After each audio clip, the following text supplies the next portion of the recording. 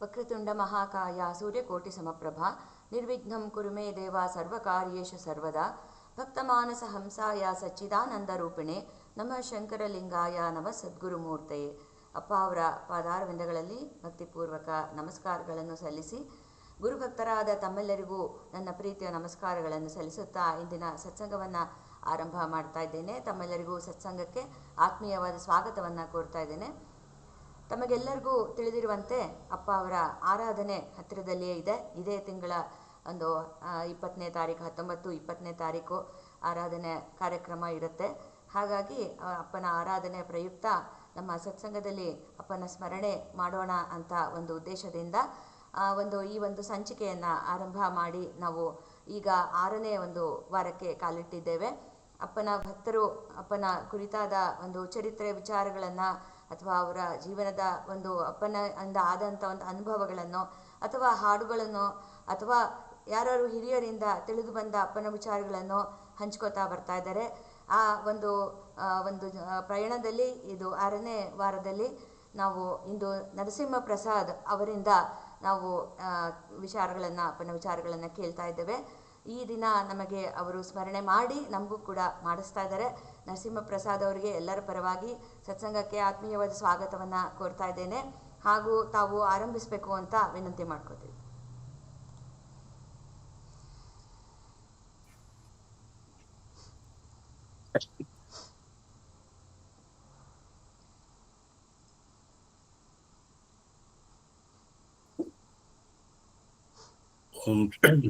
ಓಂ ಶ್ರೀ ಗಣಪತಿಭ್ಯೋ ನಮಃ. ಓಂ ಶ್ರೀ ಸರಸ್ವತಿಭ್ಯೋ ನಮಃ. ಓಂ ಶ್ರೀ ಗುರುಭ್ಯೋ ನಮಃ. ಗುರುಬ್ರಹ್ಮ ಗುರುರ್ವಿಷ್ಣು ಗುರುರ್ದೇವೋ ಮಹೇಶ್ವರ ಗುರುರ್ ಸಾಕ್ಷಾತ್ ಪರಬ್ರಹ್ಮ ತಸ್ಮೈ ಶ್ರೀ ಗುರವೇ ನಮಃ.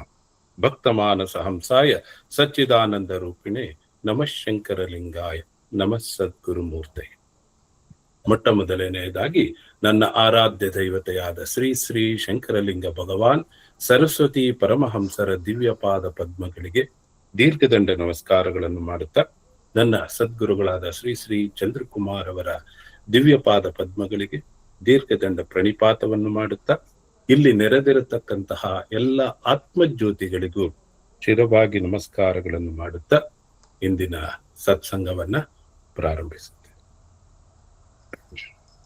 ಸಾಯಿ ಚಂದ್ರಭ್ಯೋ ನಮಃ. ಜೈ ಗುರುದತ್ತ. ಅಪ್ಪನ ವೈಭವ ಅದು ಅಪ್ಪ ಅವರ ಆರಾಧನಾ ಸಮಯಕ್ಕೆ ಮುನ್ನ ಪ್ರಾರಂಭವಾದಂಥದ್ದು. ಆ ಒಂದು ಟೈಟಲ್ ಅಂತ ಏನು ಬಿರುದು ಅಂತ ಕೊಡ್ತಾರಲ್ಲ, ಅಪ್ಪನ ವೈಭವ ಅಂದ್ರೆ ನಾವೆಲ್ಲ ಇವತ್ತು ಆ ಅಪ್ಪನ ಭಕ್ತರಾಗಿರೋದಕ್ಕೆ, ಇದು ಯಾವಾಗ್ಲೂ ಹಿಂದೆ ಆಗಬೇಕಿತ್ತು, ಆಗಿರ್ಲೂಬಹುದು, ನಮಗೆ ಗೊತ್ತಿಲ್ಲ. ಆದ್ರೆ ಆ ಸಮಯಕ್ಕೆ ಸರಿಯಾಗಿ ನಾವು ಆ ಅಪ್ಪನ ವೈಭವವನ್ನ ನಾವು ವೈಭವೀಕರಿಸಬೇಕು. ಗುರುವನ್ನ ಶಿಷ್ಯರು ಎತ್ಕೊಂಡು ಓಡಾಡಬೇಕು. ಆಗಲೇ ಆ ಗುರು ಶಕ್ತಿ ಏನಿದೆ, ಗುರುವಿನಲ್ಲಿ ನನ್ನ ಭಕ್ತಿ ಏನಿದೆ ಅನ್ನೋದು ನಮ್ಗೆ ಗೊತ್ತಾಗ್ತಾ ಬರುತ್ತೆ. ಹಾಗಾಗಿ ಎಂದು ಆ ಸತ್ಸಂಗದಲ್ಲಿ ಬಂತು, ಇದರಿಂದ ನಾವು ಅಪ್ಪನ ವೈಭವ ಅನ್ನೋದು ಬಂದಾಗಲಿಂದಲೂ ಒಂದು ತವಕ ಇತ್ತು. ಎಷ್ಟೋ ದಿವಸಗಳ ಮೇಲೆ ಇಂತಹ ಒಂದು ಅವಕಾಶಗಳು ಶುರು ಮಾಡಿದ್ದಾರೆ. ಇದು ಎಲ್ಲರಿಗೂ ದೊರೆಯುವಂತಹದ್ದು, ಕೇವಲ ಪ್ರತಿಷ್ಠಿತ ವ್ಯಕ್ತಿಗಳಿಗೆ ಅಲ್ಲ, ಪ್ರತಿಯೊಬ್ಬ ಅಪ್ಪನ ಭಕ್ತರ ಬಂದು ಮಾಡತಕ್ಕಂತಹ ಒಂದು ಕೆಲಸ. ಯಾಕೆಂದ್ರೆ ಅಪ್ಪನ ಒಂದು ಕೃಪಾಶೀರ್ವಾದದಿಂದ ಎಷ್ಟೋ ತಲೆಮಾರುಗಳು ಸುವ್ಯವಸ್ಥಿತಿಗೆ ಬಂದಿದೆ. ಅದನ್ನೆಲ್ಲರೂ ನಾವು ಅನುಭವಿಸಿದ್ದೀವಿ. ಅಪ್ಪ ಅವರು ತಮ್ಮ ಚರಿತ್ರೆಯಲ್ಲಿ ಹೇಳಿದ್ದಾರೆ ಒಂದು ಕಡೆ, ನನ್ನ ಭಕ್ತರನ್ನು 7 ಹೊಕ್ಕಳು ಕಾಯ್ತೀನಿ ಅಂತ. ಹಾಗೆ ಅಪ್ಪ ಅವರು ಹೇಳಿದಂತೆ ನುಡಿದಂತೆ ನಡೆದವರು. ಈಗ ಸುಮಾರು ಕಂತುಗಳಲ್ಲಿ ಶ್ರೀಯುತ ಆರಾಸೆ ಅವರಿಂದ ರಚಿತವಾದ ಗುರುಕಥಾಮೃತ ಆ ಗುರುಕಥಾಮೃತದ ಆಯ್ದ ಎಷ್ಟೋ ಭಾಗಗಳನ್ನು ಬಹಳ ಬಹಳ ವಿಸ್ತಾರವಾಗಿ ಹಂಚಿಕೊಂಡಿದ್ದಾರೆ. ಹಾಗಾಗಿ ಇವತ್ತು ಮತ್ತೆ ಆ ಅಪ್ಪ ಅವರ ಏನು ಗುರುಕಥಾಮೃತವನ್ನ ಸ್ವತಃ ಅನುಭವಿಸಿ ಬರೆದಂತಹ ಆರಾಸೆಯವರು ಆ ಪುಸ್ತಕವನ್ನ ಎಷ್ಟು ಬಾರಿ ಓದಿದರೂ ಪ್ರತಿ ಸಲವೂ ಅದು ಒಂದು ಹೊಸ ಹೊಸ ಆಯಾಮವನ್ನ ನಮ್ಗೆ ಕೊಡುತ್ತೆ. ಒಂದು ಸಲ ಓದಿದಾಗ ಒಂದು ತರ ಗೊತ್ತಾಗುತ್ತೆ, ಮತ್ತೊಂದು ಸಲ ಓದಿದಾಗ ನಮ್ಮಪ್ಪ ಹೀಗಿದ್ದನ. ಹಾಗಾಗಿ ಇಂದು ಅವರ ಏನು ಅಪ್ಪ ಅವರ ಚರಿತ್ರೆಯನ್ನೇ ಮೂಲವಾಗಿ ಆಧಾರವಾಗಿಟ್ಕೊಂಡು ಅದನ್ನೇ ನಾವೆಲ್ಲರೂ ಪ್ರತಿದಿನ ಪ್ರತಿ ವಾರ, ಈಗ ಹೇಳಿದ್ರವರು ಕಳೆದ 5-6 ವಾರಗಳಿಂದ ಅದನ್ನೇ ಮೆಲುಕು ಹಾಕ್ತಾ ಇದ್ದೀವಿ. ಹಾಗಾಗಿ ಇಂದು ಕೆಲವು ವಿಷಯಗಳು, ಕೆಲವು ಅಪ್ಪ ಅವರಿಂದ ಆದಂತ ಲಾಭ, ನಮ್ಮ ಮನೆಗೆ ಬಂದಂತಹದ್ದು ಕೆಲವು ವಿಷಯಗಳಿದೆ. ಆ ವಿಷಯಗಳೆಲ್ಲವನ್ನ ತಿಳ್ಕೊಳ್ತಾ ಹೋಗೋಣ. ನಿಮಗೆಲ್ಲವರಿಗೂ ಪೂಜ್ಯ ಜಾನಕ್ಕನವರು ಗೊತ್ತಿರಬೇಕು. ಅವರು ನಮ್ಮ ಮುತ್ತಜ್ಜಿ, ಜಾನಕ್ಕ ಅವರು ನಮ್ಮ ಮುತ್ತಜ್ಜಿ ಹಾಗೂ ಮೊಟ್ಟ ಮೊದಲನೇ ಅಪ್ಪ ಅವರ ಶಿಷ್ಯ. ಜಾನಕ್ಕ ಅವರು ಸಣ್ಣ ವಯಸ್ಸಿನಲ್ಲಿದ್ದಾಗಲೇ ಅವರ ಮನೆಯವರು ತೀರ್ಕೊಂಡ್ರು. ಒಬ್ಬಳೇ ಮಗಳು ರತ್ನಮ್ಮ ಅಂತ ಹೇಳಿ. ಆ ರತ್ನಮ್ಮನಿಗೆ ಹುಟ್ಟಿದಂಥವರೇ ಶಾಮಣ್ಣ, ಶಂಕರಣ್ಣ, ಲಲಿತಮ್ಮ ಮತ್ತು ಲಕ್ಷ್ಮಿ ಅನ್ನೋ 4 ಜನ ಮಕ್ಕಳು.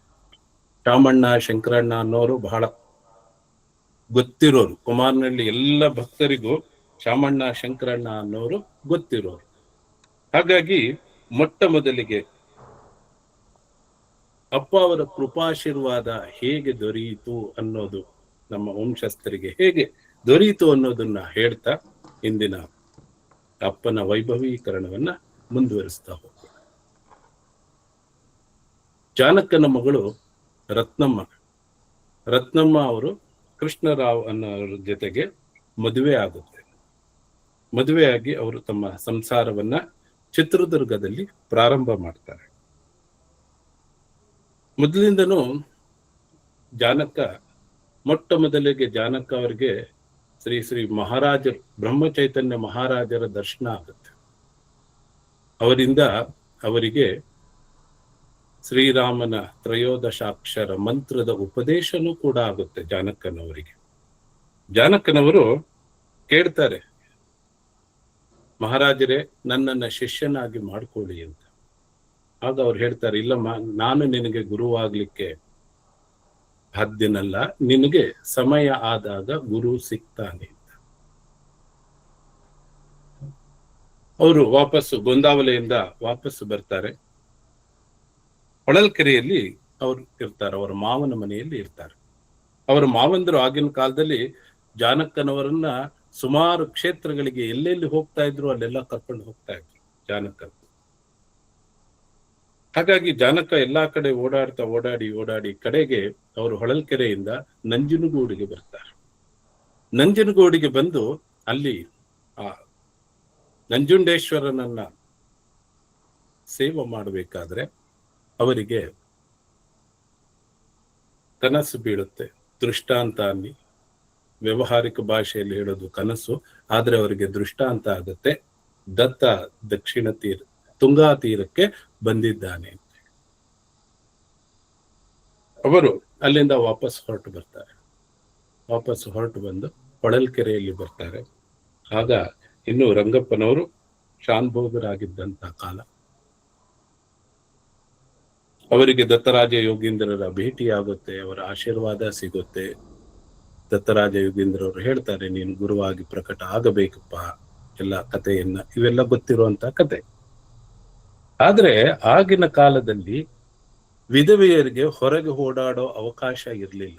ನಮ್ಮ ಒಂದು ಸಮಾಜದ ಕಟ್ಟುಪಾಡಿನಿಂದ ಇದ್ದಿದ್ದಕ್ಕಾಗಿ ಹಿಂದಿನ ದಿನ ಸಂಜೆ ಅಪ್ಪ ಅವರು ಹೊಳಲ್ಕೆರೆಯಲ್ಲಿ ಬಂದಿರ್ತಾರೆ. ಹೊಳಲ್ಕೆರೆಯಲ್ಲಿ ಬಂದಾಗ ಜಾನಕ್ಕನಿಗೆ ಅವರನ್ನ ನೋಡಬೇಕು ಅನ್ನೋ ಒಂದು ಕಾತುರತೆ. ಆದರೆ ಸಮಾಜದ ಒಂದು ಕಟ್ಟುಪಾಡಿಗೆ ಒಳಬಿದ್ದು ಅವರಿಗೆ ಆ ದಿನ ದರ್ಶನ ಆಗೋದಿಲ್ಲ. ಮರುದಿನ ಬೆಳಗ್ಗೆ ಅಪ್ಪ ಅವರು ಮತ್ತೆ ಹೊಳಲ್ಕೆರೆಯ ಕೆಲಸದ ಮೇಲೆ ಬಂದಾಗ ಈ ಜಾನಕ್ಕ ಅವ್ರು ಯಾರ ಮನೆಯಲ್ಲಿ ಇದ್ರೋ ಅವ್ರ ಮನೆಗೆ ಬರ್ತಾರೆ. ಮನೆಗೆ ಬಂದು ಬಾಗಿಲು ಬಿಡುತ್ತಾರೆ. ಇದೆಲ್ಲ ಹೇಗಿರತ್ತಪ್ಪ ಅಂದ್ರೆ ಪೂರ್ವ ನಿರ್ಧಾರಿತ ಆಗಿರುತ್ತೆ. ಅಂದು ಅವ್ರ ಮನೆಯಲ್ಲಿ ಯಾರೂ ಇರೋದಿಲ್ಲ. ಜಾನಕ್ಕ ಒಬ್ರೇ ಮನೆಯಲ್ಲಿ ಇರ್ತಾರೆ. ಅವರು ಬಂದು ಬಾಗಿಲು ತೆಗಿತಾರೆ. ಹೊರಗೆ ನೋಡಿದ್ರೆ ಅಪ್ಪ ಬಂದು ನಿಂತಿದ್ದಾರೆ. ರಂಗಪ್ಪನವರು ಬಂದು ನಿಂತಿದ್ದಾರೆ. ಯಾರನ್ನ ನಾನು ನೋಡ್ಬೇಕು ಅಂತಿದ್ದು ಅವನು ನನ್ನ ಮನಸ್ಸಿನ ಇಂಗಿತವನ್ನು ಅರಿತು ಇಲ್ಲಿ ಬಂದಿದ್ದಾನೆ ಅಂತ ಹೇಳಿ ನೋಡ್ತಾರೆ. ಆದ್ರೆ ಮತ್ತೊಂದು ಕಡೆ ಸಮಾಜದ ಕಟ್ಟುಪಾಟಿಗಾಗಿ ಅವರಿಗೆ ಬೆನ್ನು ತಿರುಗಿಸಿ ಒಳಗೆ ಹೋಗ್ತಾರೆ. ಆಗ ಅಪ್ಪ ಅವರು ಅವರ ಬೆನ್ನ ಮೇಲೆ ತಮ್ಮ ಹಸ್ತವನ್ನ ಇಡ್ತಾರೆ. ಜಾನಕ್ಕನವರು ಪ್ರಜ್ಞೆ ಇಲ್ಲದೆ 10 ನಿಮಿಷಗಳ ಕಾಲ ಅವರಿಗೆ ಅಲ್ಲಿನ ಪರಿಸ್ಥಿತಿ ಏನು ಅನ್ನೋದು ಗೊತ್ತಾಗ್ತಾ ಇಲ್ಲ. ಆ ಸಮಯದಲ್ಲಿ ಅವರಿಗೆ ಹನುಮಂತ ಸಮರ್ಥರಲ್ಲಿ ಒಂದಾಗಿ, ಸಮರ್ಥರು ಅಪ್ಪನಲ್ಲಿ ಒಂದಾಗಿ ಬಂದಿದ್ದು ಕಾಣುತ್ತೆ. ಅದನ್ನ ಮತ್ತೆ ಎಚ್ಚರವಾಗಿ ನೋಡಿದಾಗ ಅಪ್ಪ ಅವರು ಅಲ್ಲೇ ನಿಂತಿರ್ತಾರೆ. ಅವರಿಗೆ ನಮಸ್ಕಾರ ಮಾಡ್ತಾರೆ. ಆ ದಿನನೇ ಅವರು ನಿರ್ಧಾರ ಮಾಡ್ತಾರೆ, ಇನ್ನು ನನ್ನ ಮನೆಯಲ್ಲಿ ನೀನು ಕೆಲಸ ಇಲ್ಲ ನನಗೆ. ಅವ್ರ ಮಗಳು ಇರ್ತಾಳೆ, ಮದುವೆ ಮಾಡಬೇಕು, ಅದು ಏನೂ ಇಲ್ಲ, ಎಲ್ಲವನ್ನ ಬಿಟ್ಟು ಮನೆಯನ್ನ ಬಿಟ್ಟು ಅಪ್ಪನವ್ರ ಜೊತೆಗೆ ಬಂದು ಸೇರ್ಕೊಳ್ತಾರೆ. ಅಪ್ಪ ನೀನೇ ನನಗೆ ಎಲ್ಲವನ್ನ ಕೊಡಬೇಕು ಅಂತ ಹೇಳಿ ಎಲ್ಲವನ್ನ ಬಿಟ್ಟು ಬಂದು, ಅಂದ್ರೆ ಪೂರ್ವ ಆ ಸಂಸಾರವನ್ನೇ ಬಿಟ್ಟು ಬಂದು. ನಾವು ಒದ್ದಾಡ್ತೀವಿ, ಎಲ್ಲಾರು ಹೋಗ್ಬೇಕು, ಆರಾಧನೆಗೆ ಹೋಗಬೇಕು, 1 ವರ್ಷ 4 ದಿವಸ 5 ದಿವಸ ರಜಾ ಹಾಕಬೇಕು ಅಂದ್ರು ಸಬೂಬುಗಳ ಮೇಲೆ ಸಬೂಬುಗಳನ್ನ ಹೇಳ್ತೀವಿ ನಾವು.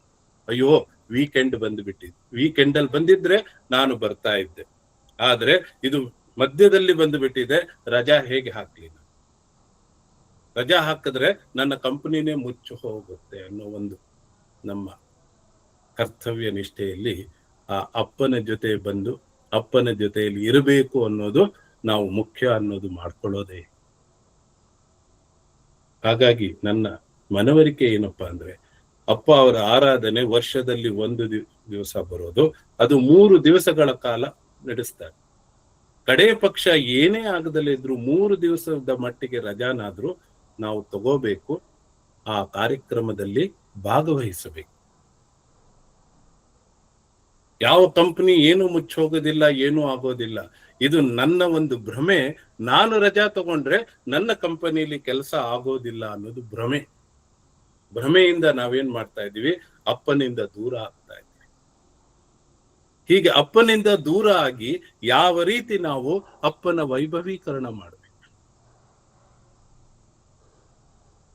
ನಮ್ಮ ಗುರುಗಳು ಹೇಳ್ತಾ ಇದ್ರು, ಚಂದ್ರಕುಮಾರ್ ಅವರು, ಅವ್ರಿಗೇನಾದ್ರು ಭಾನುವಾರ ಶನಿವಾರ ಭಾನುವಾರ ಹೋಗೋಣ ಅಂದ್ರೆ ಅವ್ರು ಹೇಳ್ತಾ ಇದ್ರು, ಶನಿವಾರ ಭಾನುವಾರ ಬಿಟ್ಟು ನಿಮ್ಮ ಕೆಲಸದ ದಿನಗಳಲ್ಲಿ ರಜಾ ಹಾಕಿ ನನ್ನ ಹತ್ರ ಬನ್ನಿ. ಅಂದ್ರೆ ಗುರು ಎಷ್ಟು ಕಠಿಣವಾಗಿರ್ತಾನೆ ಅಂದ್ರೆ, ಅವನ ಶಿಷ್ಯರೆಲ್ಲರೂ ಸ್ವಾರ್ಥದಿಂದ ಅವನ ಹತ್ರ ಬರೋದು. ಏನಾದ್ರು ಕಷ್ಟ ಬಂದಾಗ, ಸಂಕಟ ಬಂದಾಗ ವೆಂಕಟರಮಣ. ಹಾಗಾಗಿ ಅವಾಗ ಅಲ್ಲಿ ಓಡೋಗೋದು, ಅಯ್ಯೋ ಅಪ್ಪ ನನಗ್ ಮಾಡ್ಕೊಡಪ್ಪ, ತೊಂದರೆ ಆಗಿದೆ, ಇದಾಗಿದೆ, ತೊಂದರೆ ಆಗಿದೆ. ಅದಕ್ಕೆ ಅವ್ರು ಹೇಳ್ತಿದ್ರು, ನಿಮ್ಮ ರಜಾ ಕಾಲದಲ್ಲಿ ಬರಬೇಡಿ, ರಜಾ ಹಾಕಿಕೊಂಡು ಬನ್ನಿ ನೀವು, ಆಗ ನಿಮ್ಮನ್ನ ನಾನು ಮೆಚ್ಚುತ್ತೇನೆ. ನಿಮ್ಮ ಸ್ವಾರ್ಥ ಬುದ್ಧಿಯನ್ನ ಬಿಡಿ ಅಂತ. ಅಪ್ಪ ಅವರ ಕಥೆಯಲ್ಲಿ ನೋಡಿದ್ವಿ, ಅಪ್ಪ ಅವರ ಶಿಷ್ಯರೆಲ್ಲರೂ ಉಪಾಧ್ಯಾಯರಿದ್ರು. ಹಾಗಾಗಿ ಅವರೆಲ್ಲರೂ ರಜದಲ್ಲಿ ಬಂದು ಅಲ್ಲಿ ಸೇವಾ ಮಾಡ್ತಾ ಇದ್ರು, ಕಾಯ ವಾಚ ಮನಸ್ಸು.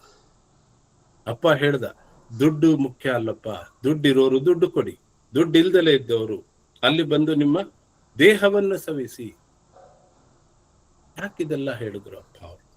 ಹೀಗೆ ಮುಂದುವರಿತು. ಜಾನಕ್ಕನವರ ಮಗಳು ರತ್ನಮ್ಮನಿಗೆ ಮಕ್ಕಳಾದ್ರು. ಅದರಲ್ಲಿ ಮೊದಲನೆಯವರು ಶಾಮಣ್ಣ, ಅವರಿಗೆ ಹೆಸರು ರಂಗಸ್ವಾಮಿ, 2ನೇಯವರು ಲಲಿತಮ್ಮ, 3ನೇಯವರು ಶಂಕರ, 4ನೇಯವರು ಲಕ್ಷ್ಮಿ. ರಜಾ ಬಂದಾಗ ನಮ್ಮ ತಾತ ಅಜ್ಜಿಯವರು ಚಿತ್ರದುರ್ಗದಿಂದ ಚಿಕ್ಕಜಾಜೂರಿನ ತನಕ ಟ್ರೈನಲ್ಲಿ ಬಂದು ಅಲ್ಲಿಂದ ಹೊಳಲ್ಕೆರೆಗೆ ಬಂದು ನಡ್ಕೊಂಡು ನೊಲೇನೂರಿಗೆ ಹೋಗ್ತಾ ಇದ್ರು. ಅಪ್ಪ ಇದ್ದಂತ ಜಾಗಗಳು ನೊಲೇನೂರು, ಮಾಳೇನಹಳ್ಳಿ. ಆಗ ರಂಗಪ್ಪನವರು ಕೇಳಿದ್ರಂತೆ, ರತ್ನಮ್ಮ ಅಂತ ಹೇಳಿ ಅಜ್ಜಿ ಹೆಸರು. ಅವರಿಗೆ ಚೌಡಿ ಅಂತ ಕರೀತಾ ಇದ್ರು. ಯಾಕೆಂದ್ರೆ ನಮ್ಮ ಅಜ್ಜಿ ದೊಡ್ಡದಾಗಿ ಒಳ್ಳೆ ಶರೀರದವರು ಮತ್ತೆ ಸಿಟ್ಟಿನ ಸ್ವಭಾವದವರು, ಬಹಳ ಸಿಟ್ಟಿತ್ತು. ಅದಕ್ಕೆ ಅವರು ಚೌಡಿ ಅಂತಾನೆ ಕರೀತಾ ಇದ್ರು. ಚೌಡಿ, ನಿನ್ ಮಕ್ಳಿಗೆ ಏನ್ ಹೆಸರಿಟ್ಟಿದ್ಯಾ ಅಂತ ಕೇಳಿದಾಗ ಅವ್ರು ಹೇಳಿದ್ರು, ಇವನು ದೊಡ್ಡ ಮಗ ರಂಗಸ್ವಾಮಿ, ಎರಡನೇ ಮಗ ಅವನು ಶಂಕರ. ಹಾಗೆ ಹೇಳಿದ್ರಂತೆ. ಏನೇ ಇದು ಇಂಥ ಹೆಸರಿಟ್ಟಿದ್ಯಲ್ಲ, ಅರ್ಧ ಹೆಸರು ಅಂತ ಹೇಳಿ ರಂಗಸ್ವಾಮಿ ಅವರಿಗೆ ಶಾಮಣ್ಣ ಅಂತ ಹೇಳಿ ಅಪ್ಪ ಅವರು ಇಟ್ಟ ಹೆಸರು. ವ್ಯವಹಾರಿಕದಲ್ಲಿ ಅವರು 10ನೇ ಕ್ಲಾಸ್ ಮುಗಿದ ನಂತರನೇ ಅವರು ವೃತ್ತಿಗೆ ಸೇರಿದ್ದಕ್ಕೆ ಅವರಿಗೆ ರಂಗಸ್ವಾಮಿ ಅಂತ ವ್ಯವಹಾರಿಕ ಇತ್ತೆ ಹೊರತು ಎಲ್ಲರೂ ಅವರನ್ನ ಶಾಮಣ್ಣ ಅಂತಾನೆ ನೋಡ್ತಾ ಇದ್ದಿದ್ದು. ಎಲ್ಲೂ ಕರೆದ್ರು ಶಾಮಣ್ಣ ಅಂತಾನೆ ಕರೀತಾ ಇದ್ದಿದ್ದು.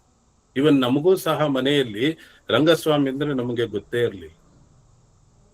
ಹಾಗೆ ಶಂಕರ ಅರ್ಧ ಹೆಸರಿತ್ತಂತ. ಅದಕ್ಕೆ ಹೇಳಿದ್ರಂತೆ, ಏನಿದು ಚೌಡಿ, ಇವನ ಹೆಸರು ಬದಲಾಯಿಸು, ಶಂಕರ ನಾರಾಯಣ ಅಂತ ಮಾಡು, ಇವನು ದೀರ್ಘಕಾಲ ಜೀವಿಸಬೇಕು ಅಂತ ಹೇಳಿ. ಅಂದ್ರೆ ಅಪ್ಪನ ಕೃಪೆ ಹೇಗಿರುತ್ತಪ್ಪ ಅಂತಂದ್ರೆ, ಎದುರಿಗೆ ಏನಿದೆ, ಯಾವ ರೀತಿ ಅವರ ಅದೃಷ್ಟವನ್ನು ಬದಲಾಯಿಸ್ತಾನೆ ಅಂತಂದ್ರೆ, ಆ ಶಂಕರ ಅದು ಅರ್ಧ ಹೆಸರು ಕಣೆ, ಅದು ಆ ಹೆಸರು ಬರಸು, ಚೇಂಜ್ ಮಾಡೋದನ್ನ ಅಂತ ಹೇಳಿ. ಶಂಕರ ನಾರಾಯಣ, ಅವನು ಪೂರ್ಣ ಜೀವಂತ ಇರೋನು, ಪೂರ್ಣದಿಂದ ಹೋಗೋನು, ಇದೇನು ಅರ್ಧರ್ಧ ಹೆಸರಿಟ್ಟಿದ್ದೇ ಇರಲ್ಲ.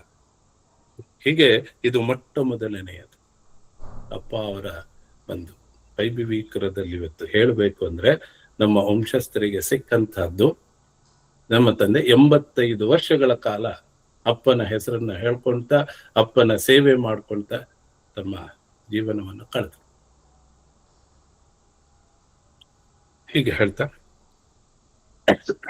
ಹಾಗಾಗಿ ಇದೆಲ್ಲ ನಮ್ಮ ತಂದೆಯವರು, ಜಾನಕ ಅವರು ಮಾಡಿದ ಪುಣ್ಯದ ಫಲ ಅವರಿಗೆ ಸಿಕ್ತು. ಇವತ್ತು ನಾವು ಆ ವೈಭವೀಕರಿಸಬೇಕು ಅಂದ್ರೆ ನಾವು ಏನು ಮಾಡಬೇಕು? ಮೊಟ್ಟ ಮೊದಲನೇದಾಗಿ ವೈಭವೀಕರಣ, ಈ ಅಪ್ಪನ ವೈಭವ ಅಂತ ಹೇಳಿರೋದು, ಇದನ್ನ ಬಹಳ ಸಲ ಹೇಳ್ಬೇಕು ಅನ್ಸುತ್ತೆ. ಯಾಕೆಂದ್ರೆ ಅದು ಬಹಳ ಆಪ್ತ ಅಂತ ಹೇಳ್ತಾರಲ್ಲ, ಆ ತರ ಬಹಳ ಮುದ್ದಾದ ಹೆಸರು ವೈಭವ, ಅಪ್ಪನ ವೈಭವ. ಈ ಅಪ್ಪನ ವೈಭವ ಅನ್ನೋದು ಈಗ ನಾವು ಏನು ಈ ತಾಂತ್ರಿಕ ಮಾಧ್ಯಮದಿಂದ ಇವತ್ತು ನಾವು ಕೇಳ್ತಾ ಇದ್ದೀವಿ, ಇದು ಬರೀ ಬೆಂಗಳೂರಿನಷ್ಟಕ್ಕೆ ಸೀಮಿತ ಆಗಬಾರ್ದು. ಇದು ಎಲ್ಲರಿಗೂ ದೊರಕಬೇಕು. ಎರಡನೆಯದು, ಇಲ್ಲಿ ಏನು ನಾವು ಹೇಳ್ತಾ ಇದ್ದೀವಿ, ಕೇಳ್ತಾ ಇದ್ದೀವಿ, ಅದರ ಜೊತೆಗೆ ಏನು ಮುಂದಿನ 14ನೇ ತಾರೀಕಿಂದ 21ನೇ ತಾರೀಕಿನವರೆಗೂ ಆರಾಧನಾ ಮಹೋತ್ಸವ ಶುರು ಆಗ್ತಾ ಇದೆ. ಅದಕ್ಕೆ ಎಷ್ಟು ಜನ ಈ ಅಪ್ಪನ ವೈಭವ ಕೇಳಲಿಕ್ಕೆ ಈ ತಾಂತ್ರಿಕದ ಮೀಡಿಯಾದಲ್ಲಿ ನಾವು ಬಂದು ಅಟೆಂಡ್ ಮಾಡ್ತಾ ಇದ್ದೀವಿ, ಅದೇ ರೀತಿ ನಾವು ದೈಹಿಕವಾಗಿಯೂ ಕೊಮಾರ್ನಹಳ್ಳಿಲಿ ಬಂದು ಅಪ್ಪನ ವೈಭವೀಕರಣವನ್ನ ನಾವೆಲ್ಲರೂ ಸೇರಿ ಅನುಭವಿಸಬೇಕು. ಆಗ ನಿಜವಾಗ್ಲೂ ಏನು ಒಂದು ಹೆಜ್ಜೆ ಇಟ್ಟಿದ್ದೀವಿ, ಈ ಹೆಜ್ಜೆಗೆ ಒಂದು ಸಾರ್ಥಕತೆ ಸಿಗುತ್ತೆ. ಇದು 73ನೇ ವರ್ಷದ ಆರಾಧನಾ ಮಹೋತ್ಸವ. ಎಷ್ಟೋ ಜನಕ್ಕೆ ನಮ್ಮಲ್ಲಿ ಅಲ್ಲಿ ಏನು ಕಾರ್ಯಕ್ರಮಗಳು ನಡೀತಾ ಇದೆ, ಆ ಕಾರ್ಯಕ್ರಮಗಳು ಏತಕ್ಕಾಗಿ ಮಾಡಿದ್ದಾರೆ ಅನ್ನುವುದು ಒಂದು ಅನುಭವ ಕೂಡ ಇಲ್ಲ. ಅದೇನು ಅಂತ ಹೇಳ್ತಾರೆ, ಬರ್ತಾರೆ, ಹೋಗ್ತಾರೆ. ಹಾಗಾಗಬಾರದು. ಪ್ರತಿಯೊಬ್ಬ ಅಪ್ಪನ ಭಕ್ತನಿಗೂ ಅಲ್ಲಿ ನಡೆಯುವ ವಿಷಯಗಳು ಎಲ್ಲವೂ ಗೊತ್ತಿರ್ಬೇಕು. ನಮಗೆ ಯಾರು ನಮಗೆ ಕೇಳ್ತಾರೋ ನಾವು ಅದನ್ನ ಅವ್ರಿಗೆ ಹೇಳಿದ್ರು, ಈ ರೀತಿ ಇದೆಯಾ. ಕಳೆದ ನಾನು 30 ವರ್ಷಗಳ ಕಾಲ ಮುಂಬೈ ಜೀವನದಲ್ಲಿದ್ದೆ. ಹಾಗಾಗಿ ನನ್ನ ಕರ್ನಾಟಕದ ಬರ್ತಾ ಇದ್ದಿದ್ದು ಹಬ್ಬ ಮತ್ತು ಆರಾಧನಾ ಸಮಯದಲ್ಲಿ ಕುಮಾರನಹಳ್ಳಿಗೆ ಬರೋದು, ಹೋಗೋದು ಇಷ್ಟೇ. ಈಗ 3-4 ವರ್ಷಗಳ ಕೆಳಗೆ ಬೆಂಗಳೂರಿಗೆ ಸ್ಥಳಾಂತರಗೊಂಡಿದ್ರಿಂದ, ಅದು ಸಹ ನನ್ನ ಗುರುವಿನ ಒಂದು ಕೃಪೆಯಿಂದ. ಸ್ಥಳಾಂತರಗೊಂಡ ನಂತರ ಎಲ್ಲ ಸ್ನೇಹಿತರ ಜೊತೆಗೆ ಎಲ್ಲ ಕ್ಷೇತ್ರಗಳಿಗೆಲ್ಲ ಹೋದಾಗ, ಮೊಟ್ಟ ಮೊದಲನೇದಾಗಿ ಶೃಂಗೇರಿಯಲ್ಲಿ ಹೋದಾಗ ಜಗದ್ಗುರುಗಳ ಮುಂದೆ ನಾವು ಕುಮಾರನಹಳ್ಳಿಯವರು, ಹೌದಾ ನೀವು ಕುಮಾರನಹಳ್ಳಿಯವರ ಅಂದ್ರೆ, ಆ ಕುಮಾರನಹಳ್ಳಿ ಅನ್ನೋದು ನಮಗೆ ಗೊತ್ತಿಲ್ಲದೆ ಆ ಗುರುಗಳಿಗೆ ಪೂರ್ಣತಃ ಪರಿಚಯ ಇದೆ. ಮುಂದೆ ಗೊತ್ತಾಯ್ತು, ಶೃಂಗೇರಿಯಲ್ಲಿ ಬಿಟ್ರೆ ಕೊಮಾನಹಳ್ಳಿಯಲ್ಲೇ ನಾವು 16 ಜನ ಬ್ರಾಹ್ಮಣರಿಗೆ ಪೂರ್ವ ಪಂಕ್ತಿಯಲ್ಲಿ ಕೂಡಿಸಿ ಆರಾಧನಾ ಮಹೋತ್ಸವನ್ನ ಮಾಡ್ತೀವಿ. ಅಂದ್ರೆ ಅಪ್ಪ ಅವ್ರದ್ದು ಹೇಗೆ ಎಷ್ಟು ವೈಭವದಿಂದ ಎಲ್ಲ ಗೊತ್ತಾಗಿದೆ ಜನಗಳಿಗೆ ಅಂದ್ರೆ, ಇದಕ್ಕೆ ನಾವು ಇನ್ನೂ ಪುಷ್ಟಿ ಕೊಡಬೇಕು, ಅದನ್ನ ಇನ್ನೂ ಹೆಚ್ಚಾಗಿ ಎಲ್ಲಾ ಕಡೆ ಪ್ರಚಾರ ಆಗ್ಬೇಕು ಅಪ್ಪ ಅವರ ವಿಷಯ. ಅಪ್ಪ ಅವ್ರದ ಬರೆದಂತಹ ಆರಾಸೆ ಅವರು ಬರೆದಂತ ಕೆಲವು ಅಪ್ಪನ ಪದಗಳಲ್ಲಿ ಕೆಲವು ಎಲ್ಲರೂ ಓದಿರೋದು, ಆದ್ರೂ ಅದನ್ನ ಅಪ್ಪನ ವಾಣಿ ಅಂತ ಹೇಳೋದು ಏನು ಸಿಗ್ತಾ ಇದೆ ಅದನ್ನ ಬರೆದು ಮತ್ತೊಮ್ಮೆ ಹಾಕ್ತಾ ಇದ್ದೀವಿ. ಅದರೊಳಗೆ ಬಹಳ ಮುಖ್ಯವಾದದ್ದು ಅಂತಂದ್ರೆ ಅಪ್ಪ ಅವ್ರದ ಚರಿತ್ರೆಯಲ್ಲಿ ಓದ್ತಾ ಸಿಕ್ಕಿದ್ದು ಅಂದ್ರೆ ದಿಂಡಿ ಅಥವಾ ಪಾದಯಾತ್ರೆ ಅಂತ ಹೇಳಿ ಅಪ್ಪ ಅವ್ರದ್ದು ಬಂದಿದೆ. ಅದರೊಳಗೆ ಅಪ್ಪ ಅವರು ಹೇಳ್ತಾರೆ, ಜೀವನ ಯಾತ್ರೆಯನ್ನು ನಡೆಸುವುದು ಹೇಗೆಂದು ತಿಳಿಸಲು ಅಪ್ಪ ಅವರು ಮುರುಗೋಡು ಯಾತ್ರೆಯನ್ನು ಮಾಡಿದರು. ಆ ಮುರುಗೋಡು ಯಾತ್ರೆಯನ್ನು ಮಾಡಿದಾಗ ಅವರ ಜೊತೆ ಹೋದಂತ ಶಿಷ್ಯರಿಗೆ ಎಲ್ಲ ಆಗಿದ್ದು ಏನು? ಮಾರ್ಗದ ಶ್ರಮ, ಬಿಸಿಲು, ಹಸಿವು, ಬಾಯಾರಿಕೆ, ಮಾನಾಪಮಾನಗಳು ಇವೆಲ್ಲವೂ ಶ್ರೀ ಗುರು ಭಕ್ತಿಯ ಬಲದಿಂದ ನಿರ್ವಿಕಾರವಾಗಿ ಸಹಿಸಿ ಧನ್ಯತೆಯನ್ನು ಪಡೆಯುವುದು ಹೇಗೆಂಬುದನ್ನು ಮೇಲ್ಪಂಕ್ತಿ ಹಾಕಿ ತೋರಿಸಿಕೊಟ್ಟರು. ನೋಡಿ, ತಿಂಡಿ ಅಂತ ಹೋದಾಗ ನಾವು ಆ ಕತೆ ಒಳಗೂ ಕೇಳಿದೀವಿ, ಕೆಲವರು ಮಾಡಿದಂತಹ ದಿಂಡಿಯೊಳಗೂ ಹೋಗಿದ್ದೀವಿ. ಅಪ್ಪನ ಭಕ್ತರಾಗಿ ನಾವೆಲ್ಲರೂ ಸಹ 75ನೇ ವರ್ಷದ ಆರಾಧನಾ ಮಹೋತ್ಸವ ಬರುವುದರೊಳಗಾಗಿ ನಾವೆಲ್ಲರೂ ನಿಮ್ಮೆಲ್ಲರಲ್ಲೂ ಕೇಳಿಕೊಡ್ತೀನಿ, ಇದಕ್ಕೆ ಸುನೀತಾ ಅವರು ಸ್ವಲ್ಪ ಮತ್ತೊಮ್ಮೆ ಇನಿಷಿಯೇಟಿವ್ ತಗೊಳ್ಳಿ. ಇನ್ನು ನಾವೆಲ್ಲರೂ ಒಂದು ಸಲವಾದರೂ, ಇನ್ನು 2 ವರ್ಷಗಳ ಸಮಯ ಇದೆ, ನುಲೇನೂರಿನಿಂದ ಅಥವಾ ಕೊಮಾನಹಳ್ಳಿಯಿಂದ ಮುರುಗೋಡಿಗೆ ಒಂದು ದಿಂಡಿ ಯಾತ್ರೆಯನ್ನು ಮಾಡಬೇಕು. ಇದು ಮನಸ್ಸಿಗೆ ಬಂದಿರುವಂತಹ ಒಂದು ಇಚ್ಛೆ. ಇದು ಒಬ್ಬರಿಂದ ಆಗುವಂತಹದ್ದಲ್ಲ, ಜನಸಹಕಾರ ಬೇಕು, ಭಕ್ತರೆಲ್ಲರೂ ಸೇರ್ಕೋಬೇಕು. ಏನಿಲ್ಲ, ಏನು 15 ದಿವಸ ರಜಾ ಹಾಕೋದು ಏನು ದೊಡ್ಡದಲ್ಲ ಜೀವನದಲ್ಲಿ. ನನ್ನ ಅಪ್ಪನನ್ನ ವೈಭವೀಕರಿಸಬೇಕು ಅಂದ್ರೆ ಅದು ನಿಜವಾದ ಅಪ್ಪನ ವೈಭವೀಕರಣ ಆಗುತ್ತೆ. ಇಲ್ಲದಲ್ಲೇ ಇದ್ರೆ ಕಥೆಯಲ್ಲಿ ಹೇಳಿದ್ದನ್ನ ಕೇಳ್ಕೊಂಡು ನೋಡ್ಕೊಂಡು ನಾವು ಕೂತ್ಕೊಂಡ್ಬಿಟ್ರೆ ಆಗೋದು. ಯಾಕೆ? ಅಪ್ಪ ಬೇರೆ ಯಾರು ಅಲ್ಲ, ಚಿದಂಬರನ 3ನೇ ಅವತಾರ ಅಂತನೂ ಗೊತ್ತಿದೆ. ಚಿದಂಬರ ಭಕ್ತರೆಲ್ಲರೂ ದಿಂಡಿಯಲ್ಲಿ ಭಾಗವಹಿಸ್ತಾರೆ, ಅವರು ಭಾಗವಹಿಸ್ಲಿ, ಆದ್ರೆ ನಾವು ನಮ್ಮದೇ ಆದಂತ ಒಂದು ಬೇರೆ ಆದಂತಹ ಒಂದು ದಿಂಡಿಯನ್ನ ನುಲೇನೂರು ಅಥವಾ ಕುಮಾರನಹಳ್ಳಿ ಯಾವುದೇ ಒಂದು ಕ್ಷೇತ್ರದಿಂದ ಅದಕ್ಕೆ ಪೂರ್ವ ಸಿದ್ಧತೆಗಳಾಗಬೇಕು. ಅದಕ್ಕೆಲ್ಲರೂ ಒಂದು ರೀತಿ ಎಲ್ಲ ಯೋಚನೆ ಮಾಡಿ ಆ ಅಪ್ಪ ಅವರ ಒಂದು ದಿಂಡಿ ಯಾತ್ರೆಯನ್ನ 75ನೇ ವರ್ಷದ ಆರಾಧನೆ ಒಳಗೆ ಅದನ್ನ ಮುಗಿಸಬೇಕು.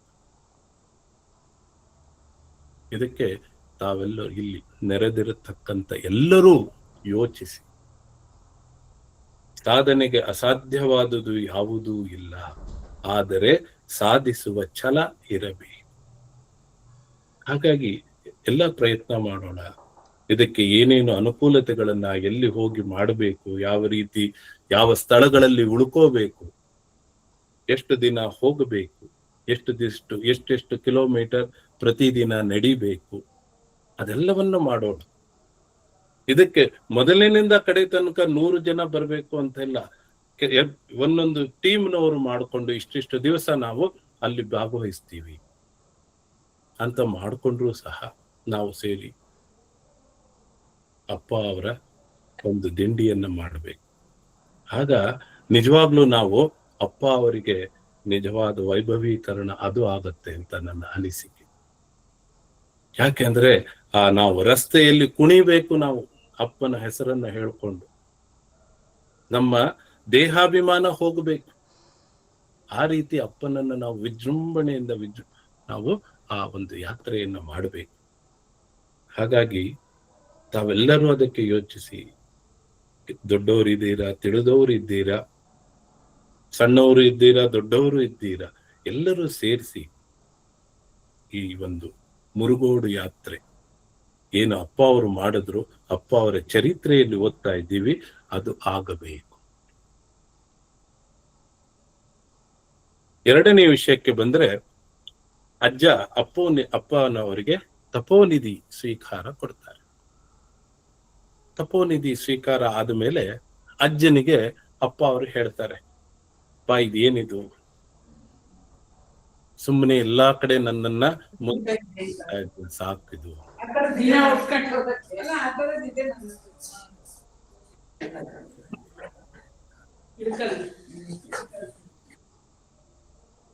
ಆಗ ಅಪ್ಪ ಅವರು ಅಜ್ಜನಿಗೆ ಹೇಳಿದ್ದಾರೆ, ಏನ್ ಎಲ್ಲಾ ಕಡೆ ನನ್ನನ್ನ ಹೆಸರು ಏನ್ ಮಾಡ್ತಾ ಇದ್ಯಾ, ಈ ಡಮರುಗ ಅಹರ್ನಿಶವಾಗಿ ಬಾರಿಸ್ತಾ ಇದೆ, ಇದನ್ನ ನಿಲ್ಲಿಸು ಸಾಕು ಅಂದ್ರೆ ಎಲ್ಲಾ ಕಡೆ ಅಪ್ಪ ಅವರಿಗೆ ಆ ಗುರುವಿನ ಕೃಪಾದಿಂದ ತಪೋನಿಧಿ ಒಂದು ಸ್ವೀಕಾರ ಆದದ್ರಿಂದ ಎಲ್ಲಾ ಕಡೆ ಅಪ್ಪ ಅವರು ಪ್ರಕಟ ಆಗ್ಲಿಕ್ಕೆ ಶುರು ಮಾಡಿದ್ರು, ಗುರುವಾಗಿ ಪ್ರಕಟ ಆದ ಅಂತ ಹೇಳಿದ್ರು.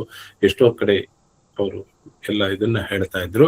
ಹಾಗಾಗಿ ಇದನ್ನ ಸಾಕು ಮಾಡಪ್ಪ ಅಂತ ಹೇಳಿದಾಗ ಅಜ್ಜ ಅವ್ರ ಅಪ್ಪನಿಗೆ ಹೇಳ್ತಾರೆ, ರುಚಿ ಇರುವುದೆಲ್ಲ ಊಟ ಮಾಡುವಾಗಲೇ ಕಣಪ್ಪ, ಊಟವಾದ ಮೇಲೆ ತೃಪ್ತಿಯಾಗುತ್ತದೆ.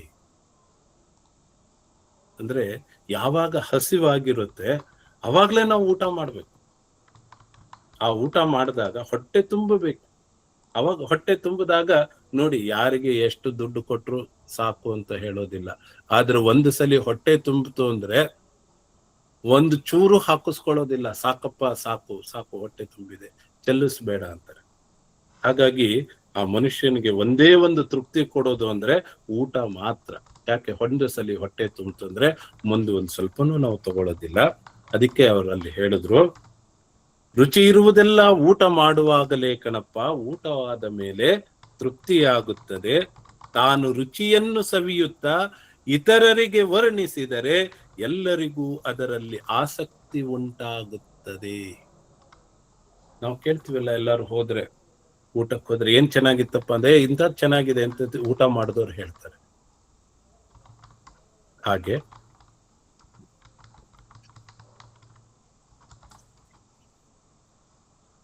ಅಪ್ಪ ಅವ್ರಿಗೆ ಅಜ್ಜ ಹೇಳಿದ್ರು, ಅಪ್ಪ ನೀನು ಊಟ ಮಾಡು, ತೃಪ್ತಿ ಪಡು, ಅದನ್ನ ಇತರರಿಗೂ ಹಂಚು ಅಂತಂದ್ರೆ ಈ ಮಾತಿನ ಒಳ ಅರ್ಥ ಏನಪ್ಪಾ ಅಂತಂದ್ರೆ, ನಡುವೆ ಡಿಸ್ಟರ್ಬೆನ್ಸ್ ಇದೆಯಾ? ನನಗ್ ಮಾತ್ರ ಸರಿ ಕೇಳಿಸ್ತಿಲ್ಲ. ನೆಟ್ವರ್ಕ್ ಇಶ್ಯೂ ಇದೆಯಾ? ನಿಮ್ದು ಏನಾದ್ರು ನೆಟ್ವರ್ಕ್ ಇಶ್ಯೂ ಇರ್ಬೇಕೇನಮ್ಮ? ಇಲ್ಲ, ಹೌದಾ? ನಮ್ಗೆಲ್ಲ ಕೇಳಿಸ್ತಾ ಇದೆ ಗಾಯತ್ರಿ ಅವರೇ. ಕೇಳಿಸ್ತಾ ಇದೆ. ಓಕೆ ಓಕೆ, ಸಾರಿ. ಒಂದ್ಸಲಿ ಹೊರಗೆ ಹೋಗಿ ಬನ್ನಿ, ಮೋಸ್ಟ್ಲಿ ಸರಿ ಹೋಗುತ್ತೆ. ಒಂದ್ಸಲಿ ಎಕ್ಸಿಟ್ ಆಗಿ ಮತ್ತೆ ಲಾಗಿನ್ ಆಗಿ, ಅವಾಗ ಸರಿ ಹೋಗುತ್ತೆ. ನೆಟ್ವರ್ಕ್ ಇಶ್ಯೂ ಇದು. ಏನಪ್ಪಾ ಇದು ಮಾತು?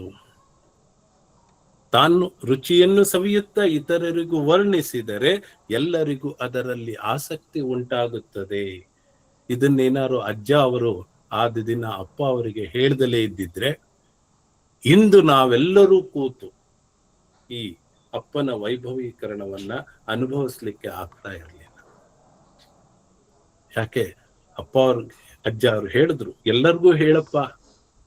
ಹಾಗಾಗಿ ನಾವೆಲ್ಲ ಯಾರು ಒಬ್ರಿಗೊಬ್ರಿಗೆ ಗೊತ್ತಿಲ್ಲದವರು, ಆದರೆ ನಾವು ಗುರುಬಂಧುಗಳು ಅಂತ ಹೇಳಿ ಒಬ್ರಿಗೊಬ್ರಿಗೆ ಸಂಬಂಧಿಕರಿಂದ ಹೆಚ್ಚಾಗಿ ನಾವು ಪ್ರೀತಿ ಮಾಡ್ತೇವೆ. ಅಣ್ಣ, ಅಕ್ಕ, ಅಮ್ಮ, ಅಪ್ಪ ಎಲ್ಲವನ್ನ ಕರೆದು ಮಾತಾಡ್ತೀವಿ. ಯಾಕೆ? ಇದು ಕಾರಣ ಅಂದು ಅಜ್ಜ ಅವರು ಅಪ್ಪ ಅವರಿಗೆ ಹೇಳಿದಂತ ಈ ಒಂದು ವಾಕ್ಯದಿಂದ ಇಂದು ನಾವೆಲ್ಲರೂ ಎಷ್ಟು ಪ್ರೀತಿಯಿಂದ ನಾವು ಮಾತಾಡ್ತೀವಿ. ಏನೋ ಮಾತುಕತೆಗಳು ಸಿಟ್ಟಿನಲ್ಲಿ ಮಾತಾಡಿರ್ತೀವಿ, ಆದ್ರೆ 10 ನಿಮಿಷ ಆದ್ಮೇಲೆ ಮತ್ತಾಗ್ಲೇ ಬಾರಣ್ಣ, ಅಲ್ಲಿ ಹೋಗೋಣ, ಇದನ್ ಮಾಡೋಣ ಬಾ ಅಂದ್ರೆ ಇವತ್ತು ನಾವು ನೀವು ಎಲ್ಲ ಎಷ್ಟು ಪುಣ್ಯವಂತರು ಅಂತ ಹೇಳಿದ್ರೆ ಇದಕ್ಕೆ ಕಾರಣ ಅಪ್ಪ ಅವರು ಅಂದು ಊಟ ತಾವು ನಿಲ್ಲಿಸದೆ ಆ ಊಟವನ್ನ ನಮಗೆಲ್ಲ ಹಂಚಿದ್ರು. ಅದೇ ಆ ಗುರುಭಕ್ತಿ. ನಾವು ಎಲ್ಲ ಹೇಳ್ತೀವಿ, ಗುರು ಮಹಾರಾಜ್ ಕಿ ಜೈ, ಗುರುಭಕ್ತ ಮಂಡಲಿ ಮಹಾರಾಜ್ ಕಿ ಜೈ. ಗುರುಭಕ್ತರು ಅಂದ್ರೆ ಎಷ್ಟು ಪ್ರೀತಿಯಿಂದ, ಎಷ್ಟು ಸಂತೋಷದಿಂದ ಒಬ್ರಿಗೊಬ್ರಿಗೆ ನಾವು ಜೊತೆಯಲ್ಲಿ. ಇದು ಅಂದು ಹೇಳಿದ ಅಪ್ಪ ಮತ್ತು ಅಜ್ಜ ಅವರು ಮಾತಾಡಿದ ಒಂದು ಶಬ್ದ ಯಾವ ರೀತಿ ಆಯ್ತು. ಈ ರೀತಿ ನಾವು ನೋಡ್ಕೊಳ್ತಾ ಹೋದ್ರೆ ಬಹಳದ್ದಿದೆ. ಅನಿತ್ಯವಾದ ಸಂಸಾರದಲ್ಲಿ ಸುಖ ದುಃಖಗಳೆರಡು ಸುಳ್ಳು ಎನ್ನುವುದನ್ನರಿತು ಗುರುಭಕ್ತಿಯ ಬಲದಿಂದ ಸಂಸಾರವನ್ನು ಜಯಿಸುವೆಂಬ ಭರವಸೆಯಿಂದ ಭಕ್ತರು ಸುಖಿಗಳಾಗುತ್ತಿದ್ದರು. ನೋಡಿ, ಅಪ್ಪ ಹೇಳಿದಂತ ಮಾತು. ಅನಿತ್ಯವಾದ ಸಂಸಾರ, ನಾವು ಯಾವಾಗ್ಲೂ ಶಾಶ್ವತದಂತವರಲ್ಲ. ಇವತ್ತು ಬರ್ತೀವಿ, ನಾಳೆ ಹೋಗ್ತೀವಿ. ಅನಿತ್ಯ, ನಿತ್ಯವಾದದ್ದಲ್ಲ, ಪರ್ಮನೆಂಟ್ ಆದಲ್ಲ ಏನಿರೋದು. ಅದನ್ನ ಸಂಸಾರದಲ್ಲಿ ಸುಖ ದುಃಖ ಅನ್ನೋದು ಏನು ಆಗ್ತಾ ಇದೆ, ಇದು ಜೀವನ ಚಕ್ರದಲ್ಲಿ ಎಲ್ಲರಿಗೂ ಆಗುವಂತಹದ್ದು. ಚಕ್ರ ತಿರುಗಿದಾಗ ಒಂದು ಸಲಿ ಮೇಲಿರ್ತೀವಿ, ಮತ್ತೊಂದು ಸಲಿ ಕೆಳಗಿರ್ತೀವಿ. ಹಾಗಾಗಿ ನೀವು ಎಲ್ಲ ಒಂದೇ ಇದೆ, ಇದು ಸುಳ್ಳು, ಇದು ಒಂದು ಕನಸು ಅನ್ನೋ ರೀತಿಯಲ್ಲಿ ಅದನ್ನ ಕಳೀರಿ. ಅದನ್ನ ಗುರುಭಕ್ತಿಯ ಬಲದಿಂದ, ಗುರುವಿನ ಮೇಲೆ, ಅಪ್ಪ ಅವರ ಮೇಲೆ ಅಂತಹ ಶ್ರದ್ಧೆಯನ್ನ ನಾವು ಇಡಬೇಕು.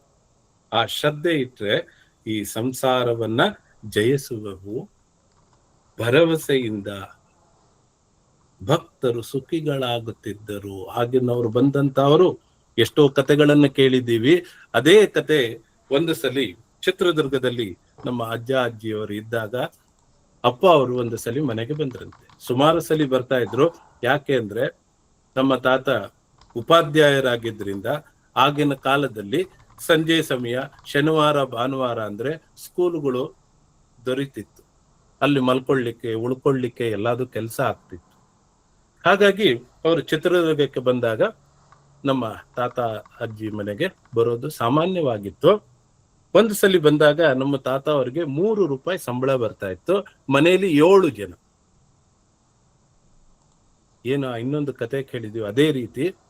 3 ರೂಪಾಯಿ ಬರ್ತಾ ಇದ್ದಿದ್ದಾಗ ಸ್ವಲ್ಪ ಬೇಜಾರಾಗಿ ತಾತ ಕೂತಿದ್ರಂತೆ. ಕೇಳಿದ್ರಂತೆ, ಯಾಕಪ್ಪ ಕೃಷ್ಣಪ್ಪ ಹೀಗಿದೆಯಲ್ಲ, ಏಕೆ ಮನಸ್ಸು ಸಮಾಧಾನ ಇಲ್ವಾ ಏನು?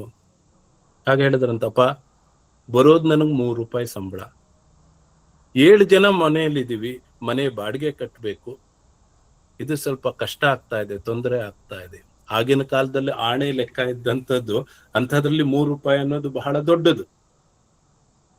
ಆದ್ರೆ ಆ ತಿಂಗಳಲ್ಲಿ ಅಪ್ಪ ಅವ್ರು ಹೇಳಿದ್ರಂತೆ, ಇಲ್ಲಪ್ಪ ಸರಿ ಹೋಗುತ್ತೆ, ನಿನ್ಗೆ 1.5 ರೂಪಾಯಿ ಸಾಕು ನಿನ್ ಜೀವನ ನಡೆಸಕ್ಕೆ, ಯಾಕೆ ಸುಮ್ನೆ ಕಷ್ಟ ಆಗ್ತಾ ಇದೆ ಅಂತ ಹೇಳ್ತಾ ಇದೆಯಾ?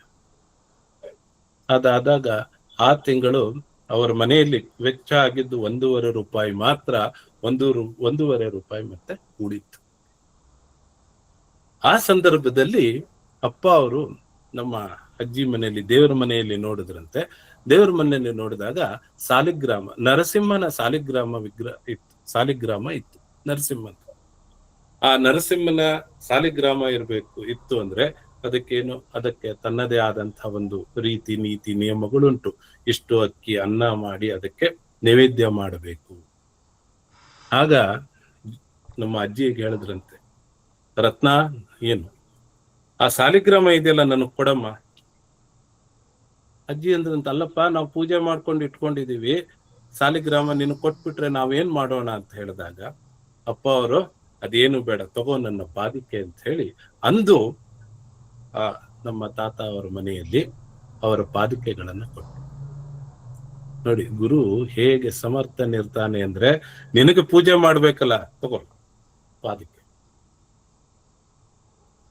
ತಮ್ಮ ಪಾದಿಕೆಗಳನ್ನ ಅಂದು ಆಶೀರ್ವಾದ ಮಾಡಿ ಅವತ್ತು ಕೊಟ್ರು. ಇದೇನಿದೆ, ಆ ನರಸಿಂಹನ ಸಾಲಿಗ್ರಾಮವನ್ನ ಕುಮಾರನಹಳ್ಳಿಗೆ ತಂದಿಟ್ರು. ಅದು ಈಗಲೂ ಕುಮಾರನಹಳ್ಳಿಯಲ್ಲಿ ಇದೆ. ಹೇಗೆ ಇದೆಲ್ಲ ಕೆಲವೊಂದು ವಿಷಯಗಳು ಎಲ್ಲೂ ಗೊತ್ತಿರೋದಿಲ್ಲ, ಕೆಲವು ಹಾಗಾಗಿ ಮುಚ್ಚಿ ಹೋಗ್ತಾ ಇರುತ್ತೆ. ಹಾಗಾಗಿ ಅದನ್ನ ತಿಳಿಸಬೇಕು ಅಂತ ಹೇಳ್ತಾರೆ. ಅಂದು ಆ ಗುರುವಿನ ಒಂದು ಆಶೀರ್ವಾದ ಮೂಲಕ ಅಪ್ಪ ಅವರ ಒಂದು ಪಾದಕ್ಕೆ ನಮ್ಮ ಮನೆಗೆ ಬಂತು. ಅಂದ್ರೆ ಗುರು ಸರ್ವಶಕ್ತನಾಗಿರ್ತಾನೆ. ತನ್ನ ಶಿಷ್ಯರಿಗೆ ಯಾವ ರೀತಿನೂ ತೊಂದರೆ ಆಗಬಾರದು, ಆ ತೊಂದರೆ ಆಗದ ಹಾಗೆ ಇದನ್ನ ನಡೆಸ್ಕೊಂಡು ಹೋಗಿ. ಎರಡನೆಯದು, ನಮ್ಮ ತಾತ ಅವರು ಆಂಧ್ರ ಪ್ರದೇಶದಿಂದ ಬಂದಂಥವ್ರು. ಮೂಲತಃ ಆಂಧ್ರ ಪ್ರದೇಶದವರು, ಅನಂತಪುರ ಜಿಲ್ಲೆಯವರು. ಅವರು ಸಹ ವಿದ್ಯಾಭ್ಯಾಸಕ್ಕಾಗಿ ಬಂದವರು, ಮತ್ತೆ ಆ ಕಡೆ ವಾಪಸ್ ಹೋಗಲೇ ಇಲ್ಲ, ಇಲ್ಲೇ ಕರ್ನಾಟಕದಲ್ಲೇ ನೆಲೆಸಿಬಿಟ್ರು. ಅವರ ಮನೆದೇವರು ಲಕ್ಷ್ಮೀ ರಂಗನಾಥ ಸ್ವಾಮಿ, ಕೋಡಿಹಳ್ಳಿ ಅಂತ ಬರುತ್ತೆ ಆಂಧ್ರದಲ್ಲಿ, ಅನಂತಪುರ ಡಿಸ್ಟಿಕ್. ಅಲ್ಲಿಗೆ ಹೋಗ್ಬೇಕಾಗ್ತಿತ್ತು, ದೂರ. ಆಗ ಅಪ್ಪ ಅವ್ರು ಹೇಳಿದ್ರು, ನೀನು ಅಲ್ಲೂ ಹೋಗ್ಬೇಡಪ್ಪ, ನೀನು ಆದ್ರೆ ನುಲೇನೂರಲ್ಲಿ ಮಾಳೇನಹಳ್ಳಿಗೆ ಬಾ, ಅದೇ ನಿನ್ನ ಮನೆ ದೇವರು, ಅಲ್ಲಿ ಬಂದು ನೀನು ವರ್ಷಕ್ಕೆ ಬಂದಾಗ ಅಲ್ಲೇ ಪೂಜೆ ಮಾಡಿಸ್ಕೊಂಡು ಬಾ. ಅಂದ್ರೆ ಭಕ್ತನ ಕಷ್ಟವನ್ನ ಯಾವ ರೀತಿ ಪರಿಹಾರ ಮಾಡ್ತಾನೆ ಗುರು ಅನ್ನೋದಕ್ಕೆ ಇದೊಂದು ನಿದರ್ಶನ. ಇದಕ್ಕಿಂತ ಬಹಳ ಮುಖ್ಯವಾದ ಮತ್ತೊಂದು ನಿದರ್ಶನ ಅಂತಂದ್ರೆ ಭಕ್ತ ಪೂತನ ಅಂತ ಹೇಳಿ ಆಗಿನ ಕಾಲದಲ್ಲಿ ಬಂದಂತ ಒಂದು ಚಿತ್ರ. ಈಗೆಲ್ಲ ಏನು ಯೂಟ್ಯೂಬ್ ಅಲ್ಲಿ ಹಾಕೊಂಡು ನೋಡ್ಬಿಡ್ತೀವಿ, ಹಾಗಾಗಿ ಯಾವುದೇ ಫಿಲಮ್ಗೆ ಅಷ್ಟು ಬೆಲೆ ಇಲ್ಲ. ಆಗಿನ ಕಾಲದಲ್ಲಿ ಥಿಯೇಟರ್ಗೆ ಹೋಗಿ ನೋಡ್ಬೇಕಾಗ್ತಿತ್ತು. ಭಕ್ತ ಪೂತನ ಅಂತ ಬಂದಿದೆ, ನಮ್ಮ ಅಜ್ಜಿ ಅಕ್ಕಪಕ್ಕದ ಮನೆಯವರೆಲ್ಲ ಅಲ್ಲಿಗೆ ಹೋಗಬೇಕು ಅಂತ ಹೊರಟಿದೆ. ವಿಷಯ ಬಂತು, ಅಪ್ಪ ಬರ್ತಾ ಇದ್ದಾನೆ ಅಂದ ತಕ್ಷಣ ಎಲ್ಲ ಕ್ಯಾನ್ಸಲ್ ಪ್ರೋಗ್ರಾಮ್. ಯಾಕೆ? ಅವನು ಬಂದ್ರೆ ಇನ್ನೇನಿದೆ ಕೆಲಸ, ಅಪ್ಪನ ಜೊತೆಗಿರೋದು. ನಮ್ಮ ಅಜ್ಜಿಯವರು ಕ್ಯಾನ್ಸಲ್ ಮಾಡಿದ್ರು, ಬಾಕಿಯವರೆಲ್ಲ ಹೋದ್ರು. ಅಪ್ಪ ಮಧ್ಯಾಹ್ನ ಬಂದ ಮನೆಗೆ, ಪ್ರತಿನಿತ್ಯ ಏನ್ ಮಾಡ್ಬೇಕೆಲ್ಲವನ್ನ ಮಾಡಿದ್ರು, ಒಳಗ್ ಬಂದು ಕೂರಿಸ್ಕೊಂಡ್ರು, ಮಾತಾಡ್ತಾ ಇದ್ರು. ಆದ್ರೂ ಅಜ್ಜಿ ಮನಸ್ಸು ಸ್ವಲ್ಪ ನೋವಲ್ಲಿತ್ತು, ಹೊರಗೆ ಹೋಗ್ಬೇಕಿತ್ತು. ಅಪ್ಪ ಬಂದ್ಬಿಟ್ಟ, ಇದನ್ನೂ ಬಿಡೋ ಹಾಗಿಲ್ಲ. ಆದ್ರೆ ಪ್ರಾಪಂಚಿಕವಾಗಿ ಎಲ್ಲರ ಜೊತೆ ಹೋಗಿ ನೋಡ್ಬೇಕಾದಂಥದ್ದು ಇವತ್ತು ನನಗೆ ತಪ್ಪಲ್ಲ ಅಂತಿದ್ದಾಗ ಅಪ್ಪ ಹಾಗೆ ಮಾತಾಡ್ತಾ, ಏನೇ ಚೌಡಿ, ಮನಸ್ಸಿನೊಳಗೆ ಏನೋ ಅಂತ ಇದೆಯಾ, ಏನೋ ನನಗ್ ಬೈದಂಗ ಆಗ್ತಾ ಇದೆ ಅಂತ. ಅದಕ್ಕೆ ಅಜ್ಜಿ ಹೇಳಿದ್ರಂತೆ, ಇಲ್ಲಪ್ಪ, ಎಲ್ಲಿ ಬೈಯೋದು ನಿನ್ನ, ಅಕ್ಕಪಕ್ಕದವರೆಲ್ಲ ಇವತ್ತು ಫಿಲಮ್ ನೋಡಕ್ ಹೊರಟಿದ್ರು, ಭಕ್ತಪೂತನನ್ನ ನೋಡ್ಬೇಕು ಅಂತ. ಅದಕ್ಕೆ ನಾನು ಹೊರಟಿದ್ದೆ, ಆದ್ರೆ ನೀನ್ ಬರ್ತೀಯ ಅಂತ ಗೊತ್ತಾಯ್ತು, ನಿನಗಿಂತ ಹೆಚ್ಚು ಯಾವ್ದಿದೆ ಅದನ್ನು ಬಿಟ್ಟು ಕೂತೆ. ಅದೇ ಸ್ವಲ್ಪ ಒಂಚೂರು ಮನಸ್ಸಿನೊಳಗೆ ಕಿರಿಕಿರಿ ಆಗಿತ್ತಷ್ಟೇ. ಅಪ್ಪ ಅವ್ರು ಹೇಳಿದ್ರಂತೆ, ಅಷ್ಟೇ ಏನೇ ಚೌಡಿ, ನಿನ್ಗೆ ಭಕ್ತಪೂತನನ್ನ ನೋಡ್ಬೇಕಾ ಅಂತ ಹೇಳಿ ಅವ್ರೇನು ಶಾಲ್ ಹೊದ್ಕೊಂಡಿದ್ರಂತೆ. ಶಾಲ್ ಬಿಚ್ಚಿ ಎದೆ ಹೀಗೆ ಕೈ ಮಾಡಿ ನಿಂತ್ರೆ ಅವರ ಎದೆಯಲ್ಲಿ ಆ ಚಿತ್ರ ಅವ್ರಿಗೆ ಕಾಣಿಸ್ತಂತೆ. ಲೆಕ್ಕ ಹಾಕಿ ಎಂಥ ರತ್ನಮ್ಮ ಅಂತ ಹೇಳಿ ನಮ್ಮ ಅಜ್ಜಿ ಎಂಥ ಪುಣ್ಯವಂತರು ಇರಬೇಕು. ಅಪ್ಪ ತನ್ನ ಎದೆಯಲ್ಲಿಯೇ ತಮ್ಮ ಆ ಪಿಕ್ಚರ್ ಅಲ್ಲಿ ನಡೀತಾ ಇದ್ರೆ, ಇಲ್ಲಿ ಹೇಗೆ ಹನುಮಂತ ರಾಮ ಲಕ್ಷ್ಮಣರನ್ನು ತೋರಿಸ್ದ, ಆ ರೀತಿ ತನ್ನ ಎದೆಯಲ್ಲಿ ಆ ಚಿತ್ರಣವನ್ನು ತೋರಿಸುತ್ತೆ. ಅಜ್ಜಿಗೆ ಜೋರಾಗಿ ಹೋಗಿ ಅಪ್ಪನ ಹಿಡ್ಕೊಂಡು ಅಳ್ಳಿಕ್ ಶುರು ಮಾಡದಂತೆ. ಎಂಥ ತಪ್ಪು ಮಾಡಿಬಿಡ್ತಿದ್ನಲ್ಲೋ ನಾನು, ಇವತ್ತು ಚಿತ್ರ ಅಲ್ಲಿ ನೋಡ್ಲಿಕ್ಕೆ ಹೋಗಿದ್ರೆ ಎಂಥ ಅದೃಷ್ಟ ನನಗೆ. ಅಂದ್ರೆ ಇದೆಲ್ಲ ಆ ಗುರು ತನ್ನ ಶಿಷ್ಯರಿಗೆ ಯಾವ ರೀತಿ ಸಾಂತ್ವನ ಕೊಡ್ತಾನೆ ಅಂದ್ರೆ, ಅವನಿಗೆ ಏನೂ ಆಗಬೇಕಾಗಿಲ್ಲ, ಗುರುಗೆ ಏನೂ ಆಗಬೇಕಾಗಿಲ್ಲ, ಎಲ್ಲವನ್ನ ಅವನು ದಾರ ಎರೆದು ಕೊಡ್ತಾ ಇರ್ತಾನೆ. ಅದಕ್ಕೆ ಈ ಅಪ್ಪ ಅವರ ಚರಿತ್ರೆ ಓದ್ಬೇಕಾದ್ರೆ ಮತ್ತೊಂದು ಅದಕ್ಕೆ ಸೇರಿದ ಒಂದು ವಸ್ತು ಸಿಕ್ತು.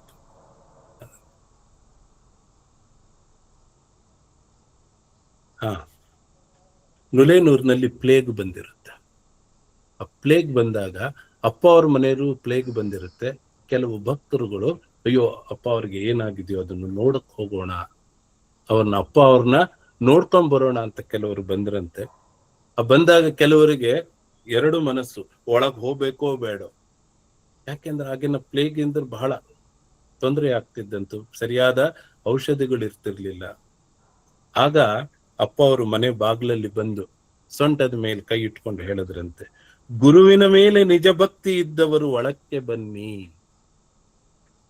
ಗುರುವಿನ ಮೇಲೆ ನಿಜ ಭಕ್ತಿ ಇದ್ದವರು ಒಳಕ್ಕೆ ಬನ್ನಿ. ಗುರುನಾಥನು ಸರ್ವಶಕ್ತನೆಂಬ ನಂಬಿಕೆ ಇದ್ದರೆ, ಧೈರ್ಯವಿದ್ದರೆ ಬನ್ನಿ, ಇಲ್ಲವಾದರೆ ಇಲ್ಲಿಂದಲೇ ಹೊರಡಬಹುದು. ನೋಡಿ, ಮೀನಾಮೇಷ ಮಾಡ್ತಿರ್ತೀವಿ ಗುರುವಿನಲ್ಲಿ. ಅದಕ್ಕೆ ಅಪ್ಪ ಅವರು ಹೇಳಿದ್ರು, ಯಾವಾಗ್ಲೂ ಒಮ್ಮೆ ಗುರುನಾಥನನ್ನ ನಂಬಿದ್ರೆ ಅವನ ಮೇಲೆ ಅಪನಂಬಿಕೆ ಮಾಡಬಾರದು.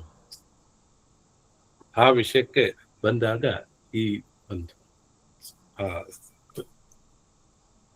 ಅಂದ್ರೆ ಗುರು ಹೇಗೆ ಎಲ್ಲ ಸರ್ವಶಕ್ತನಿರ್ತಾನೆ. ನನ್ನನ್ನ ನಂಬಿದ್ರೆ ನಿಮ್ಮನ್ನ ಕಾಪಾಡ್ತೀನಿ, ನಿಮ್ಮ ಜೀವನವೇ ಉದ್ಧಾರ ಆಗುತ್ತೆ, ಭವಸಾಗರವನ್ನ ದಾಟಿಸ್ತಾನೆ ಗುರು ಅಂತ ಹೇಳ್ತಾರೆ. ಆದ್ರೆ ನಾವೆಲ್ಲವೂ ಇದನ್ನ ಓದೋದ್ರೊಳಗೆ ನೋಡ್ತಾ ಇದ್ದೀವಿ ಹೊರತು ನಮ್ಮ ಜೀವನದಲ್ಲಿ ನಾವು ಹಾಕ್ತಾ ಇದ್ದೀವಿ. ಇದನ್ನ ನಮ್ಮ ಜೀವನಕ್ಕೆ ಅಳವಡಿಸ್ಕೋಬೇಕು, ಮನನ ಮಾಡಬೇಕು. ಯಾವ ರೀತಿ ಹೀಗಾಯ್ತಿದು, ಹೇಗೆ ಸಾಧ್ಯ ಇದು ಅಂದ್ರೆ ಆ ಗುರುವಿನ ಮೇಲೆ ಸರ್ವಶಕ್ತ ಅಂತ ಶ್ರದ್ಧೆ ಇರಬೇಕು, ನಂಬಿಕೆ ಇರಬೇಕು. ಅವನು ನನ್ನನ್ನ ಕಾಪಾಡ್ತಾನೆ.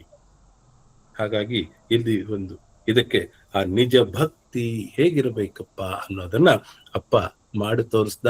ಆ ಅಪ್ಪನ ಮನೆಯಲ್ಲಿ ಬಂದಂತ 3 ಜನ ಭಕ್ತರು 1 ವಾರ ಗಟ್ಲೆ ಮನೆಯಲ್ಲಿದ್ದು ಎಲ್ಲಾ ಸೇವೆಯನ್ನು ಮಾಡೋದ್ರು, ಅವರಿಗೆ ಏನೂ ಆಗಲಿಲ್ಲ. ಇದು ಭಕ್ತಿ. ಮತ್ತೊಂದು ವಿಷಯ ಹೇಳ್ಬೇಕು ಅಂದ್ರೆ, ಹೀಗೆ ನಮ್ಮ ತಂದೆ ಮತ್ತೆ ಅವರ ಅಣ್ಣಂದ್ರು ಎಲ್ಲ ಅಜ್ಜಿ ಜೊತೆಗೆ ರಜಾ ಬಂತು ಅಂದ್ರೆ ಆವಾಗಿನ ಕಾಲದಲ್ಲಿ ಬೇರೆ ಎಲ್ಲೂ ಹೋಗೋದಿಲ್ಲ, ನುಲೇನೂರಿಗೆ ಹೋಗೋದು. ನುಲೇನೂರಲ್ಲಿ ಹೋಗೋದು, ಅಲ್ಲೇ ತಿಂಗಳಾನ್ಗಟ್ಲೆ ಇರೋದು. ಏನ್ ವ್ಯವಸ್ಥೆ ಇತ್ತು ಗೊತ್ತಿಲ್ಲ, ಹೇಗಿರ್ತಿದ್ರು ಗೊತ್ತಿಲ್ಲ. ಈಗಿನ ಕಾಲದಲ್ಲಿ ನಾವೆಲ್ಲಾರು ಹೋಗ್ಬೇಕು ಅಂದ್ರೆ ನಾವು ಮೊದ್ಲು ಮಕ್ಕಳಿಂದ ಪರ್ಮಿಷನ್ ಪಡಿಬೇಕು. ಅಲ್ಲಿ ಸೊಳ್ಳೆ ಇದೆಯಾ, ಸೊಳ್ಳೆ ಕಡಿಯತ್ತಾ, ಲೈಟ್ ಹೋಗತ್ತಾ, ರೂಮ್ ಇದೆಯಾ, ಪಾಟ್ ಸಿಗತ್ತಾ ನಮಗ್ ಮಲ್ಕೊಳ್ಳಿಕ್ಕೆ. ಮುಖ್ಯವಾದ ಇದು ಇನ್ನೊಂದು ಅಂತಂದ್ರೆ, ಬೆಳಗಿನ ಜಾವದ ಕಾರ್ಯಕ್ರಮಕ್ಕೆ ಅಲ್ಲಿ ಸರಿಯಾಗಿ ವ್ಯವಸ್ಥೆ ಇದೆಯಾ. ಇದಿಲ್ಲ, ಹಾಗಾದ್ರೆ ಬೇಡ ಬಿಡು, ಬೆಳಗ್ಗೆ ಹೋಗಿ ಸಂಜೆ ಬಂದು ಬಿಡೋಣ.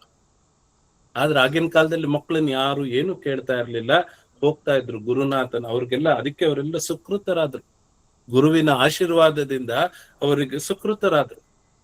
ಹೀಗೆ ಸಣ್ಣ ಹುಡುಗರು ಇವರು ಎಲ್ಲ 8-9 ವರ್ಷದವರು, 10-12 ವರ್ಷದವರು ಅಲ್ಲಿ ನುಲೇನೂರಿಗೆ ಹೋಗ್ತಾ ಇದ್ರಂತೆ. ನುಲೇನೂರಿಗೆ ಹೋದಾಗ ಅಪ್ಪ ಅವ್ರ ಕೈಲಿ ಜೋಳಿಗೆ ಕೊಡ್ತಾ ಇದ್ನಂತೆ. ಜೋಳಿಗೆ ಕೊಟ್ಕೊಂಡು, ಹೋಗ್ರ ಮಕ್ಕಳ, ಊರಲ್ಲೆಲ್ಲ ಭಿಕ್ಷಾ ಮಾಡ್ಕೊಂಡು ಬನ್ನಿ.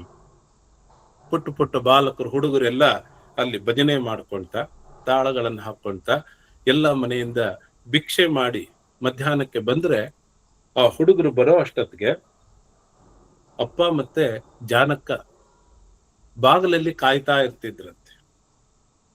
ಆ ಬಂದಾಗ ಮಕ್ಕಳಿಗೆ ಅಪ್ಪ ಅವರು ಸ್ವತಃ ಜಾನಕ್ಕನ ಕೈಯಿಂದ ತಮ್ಗೆ ತಗೊಂಡು ಈ ಮಕ್ಕಳ ಪುಟ್ಟ ಕಾಲುಗಳನ್ನು ತೊಳಿತಾ ಇದ್ರಂತೆ. ತೊಳೆದಾದ ಮೇಲೆ ಅವ್ರಿಗೆಲ್ಲ ಒಂದೊಂದು ತುಂಡು ಬೆಲ್ಲ ಕೊಡ್ತಾ ಇದ್ರು. ಇದನ್ನ ನನ್ನ ತಂದೆಯವರು ಸುಮಾರು ಯಾವಾಗ ಬಾಂಬೆಗೆ ಬರ್ತಾ ಇದ್ರು, ಅಪ್ಪನ ವಿಷಯ ಏನು ಅಂತ ಕೇಳಿದಾಗ ಅವರು ಒಂದೊಂದೇ ವಿಷಯಗಳನ್ನು ಹೇಳ್ತಾ ಇದ್ರು. ಆ ಹೇಳಬೇಕಾದ್ರೆ ಅವರ ಕಣ್ಣಲ್ಲಿ ನೀರು ಧಾರಾಕಾರವಾಗಿ ಇಳಿಲಿಕ್ಕೆ ಶುರು ಆಗ್ತಿತ್ತು. ಯಾಕಪ್ಪ ಹೀಗೆ ಹೇಳ್ತೀಯ ಅಂತಂದ್ರೆ, ಅಳ್ತಾ ಇದೆಯಾ, ಯಾಕೆ ಅಳ್ತಾ ಇದೆಯಾ ಅಂದ್ರೆ, ಇದು ಅಳೋದಲ್ಲಪ್ಪ, ಅವನು ಜಗದ್ರಕ್ಷಕ, ಜಗತ್ತನ್ನೇ ಸೃಷ್ಟಿ ಮಾಡಬಲ್ಲ ಶಕ್ತಿ ಇರೋನು ಅಂತವನು ನಮ್ಮ ಕಾಲುಗಳನ್ನ ತೊಳಿತಾ ಇದ್ನಲ್ಲ, ಆವಾಗ ಗೊತ್ತಾಗ್ಲಿಲ್ಲ.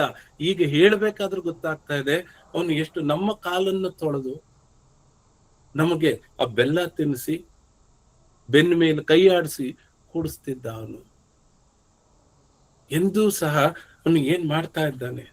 ಹಾಗಾಗಿ ಆ ಜಗದ್ರಕ್ಷಕ ನನ್ನ ಕಾಲು ಹಿಡಿದ್ನಲ್ಲಪ್ಪ, ಅವನು ನನ್ನ ಕಾಲು ಯಾಕೆ ಮುಟ್ಟಬೇಕು ಅವನು ಅಂದ್ರೆ, ಗುರು ತೋರಿಸ್ತಾನೆ, ನಾ ಎಲ್ಲರಲ್ಲೂ ಇದ್ದೀನಿ. ಎಲ್ಲರ ಆತ್ಮ, ನನ್ನಲ್ಲಿರುವ ಆತ್ಮ ನಿನ್ನಲ್ಲಿರುವ ಆತ್ಮ ಎಲ್ಲ ಒಂದೇ, ರೂಪ ಆಕಾರ ನಾಮದಿಂದ ಬೇರೆ ಅಷ್ಟೇ ಹೊತ್ತು ನನ್ನಲ್ಲಿರುವ ಆತ್ಮ ಶುದ್ಧ ಚೈತನ್ಯ ಆತ್ಮ ನಿನ್ನಲ್ಲಿದೆ ಅನ್ನೋದಕ್ಕೆ ಅವನು ಮಾಡಿ ತೋರಿಸ್ತಾ ಇದ್ದ. ಅಂದ್ರೆ ಇಂಥವೆಲ್ಲ ವಿಷಯಗಳು, ಎಷ್ಟೋ ವಿಷಯಗಳು ಇವೆಲ್ಲವೂ ಡಾಕ್ಯುಮೆಂಟ್ ಆಗಿಲ್ಲ ಕೆಲವು ಕಡೆ. ಹಾಗೆ ಎಷ್ಟೋ ಜನ ತಮ್ಮ ಅನುಭವಗಳನ್ನು ಹೇಳ್ತಾ ಇದ್ದಾರೆ. ಆ ಅನುಭವಗಳನ್ನೆಲ್ಲ ಒಟ್ಟಿಗೆ ಸೇರಿಸ್ಬೇಕು. ಒಟ್ಟಿಗೆ ಸೇರಿಸ್ತಾ ಹೋಗ ಅದು ಇನ್ನೂ ಒಂದು ದೊಡ್ಡ ಚರಿತ್ರೆ ಅನ್ನೋದು ದೊಡ್ಡ ಪುರಾಣ ಆಗುತ್ತೆ. ಅವೆಲ್ಲವೂ ನಮ್ಮ ಅಪ್ಪನ ಭಕ್ತರಿಗೆ ದೊರಕಬೇಕು. ಯಾಕೆ ಅಂದ್ರೆ ನೋಡ್ತಾ ಇದ್ದೀವಿ, ನಾವು ನೋಡ್ತಾ ನಾವು ಸಹ ಒಂದು ವಯಸ್ಸನ್ನ ಮೀರಿ ದಾಟಿ ಹೋಗಿದ್ದೀವಿ. ಅಪ್ಪನನ್ನ ಜೊತೆಯಲ್ಲಿದ್ದಂತ ಅನುಭವಿಸಿದವರು ಈಗ ಏನು ಕೆಲವೇ ಲೆಕ್ಕ, ಕೈ ಬೆರಳುಗಳಲ್ಲಿ ಇರೋರು ಅಷ್ಟೇ.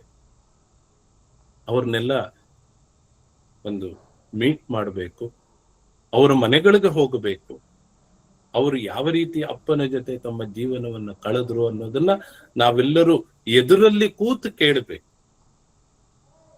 ಎಲ್ಲೋ ಒಂದು ಕೇಳಿ ಹೇಳಿದ್ದಕ್ಕಿಂತ ಹೆಚ್ಚಾಗಿ ಅದನ್ನ ನಾವು ಅವರ ಜೊತೆ ಇದ್ದು ಅನುಭವಿಸಬೇಕು. ಆಗ ಅವರು ಅಪ್ಪನ ಜೊತೆ ಇದ್ದು ಏನು ಮಾಡಿದ್ರು ಅನ್ನೋದು ಅದು ನಮಗೆ ನಿಜವಾಗ್ಲೂ ಗೊತ್ತಾಗುತ್ತೆ.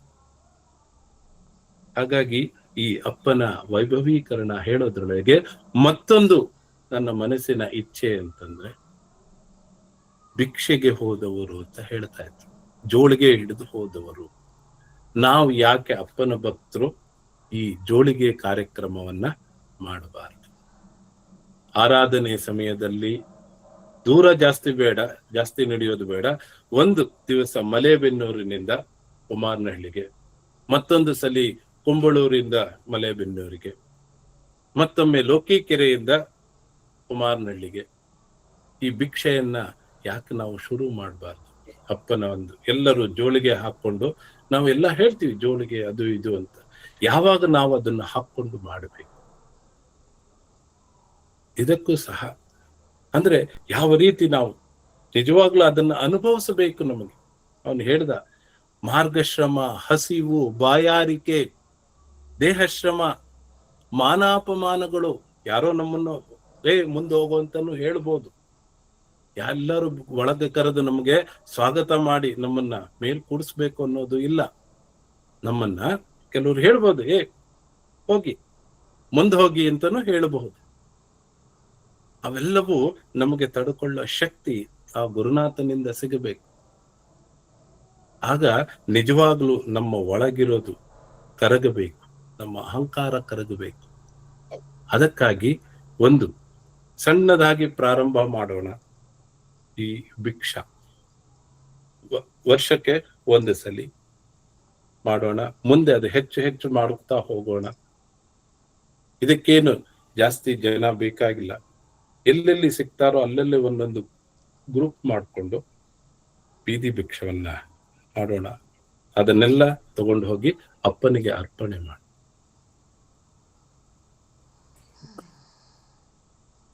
ಹೀಗೆ ಹೇಳ್ತಾ ಕಟ್ಟಕಡೆಯಾಗಿ 70ನೇ ವರ್ಷದ ಆರಾಧನಾ ಸಮಯದಲ್ಲಿ ಕುಮಾರನಹಳ್ಳಿಯಲ್ಲಿ ಒಂದು ದೊಡ್ಡ ಮೀಟಿಂಗ್ ಆಯ್ತು.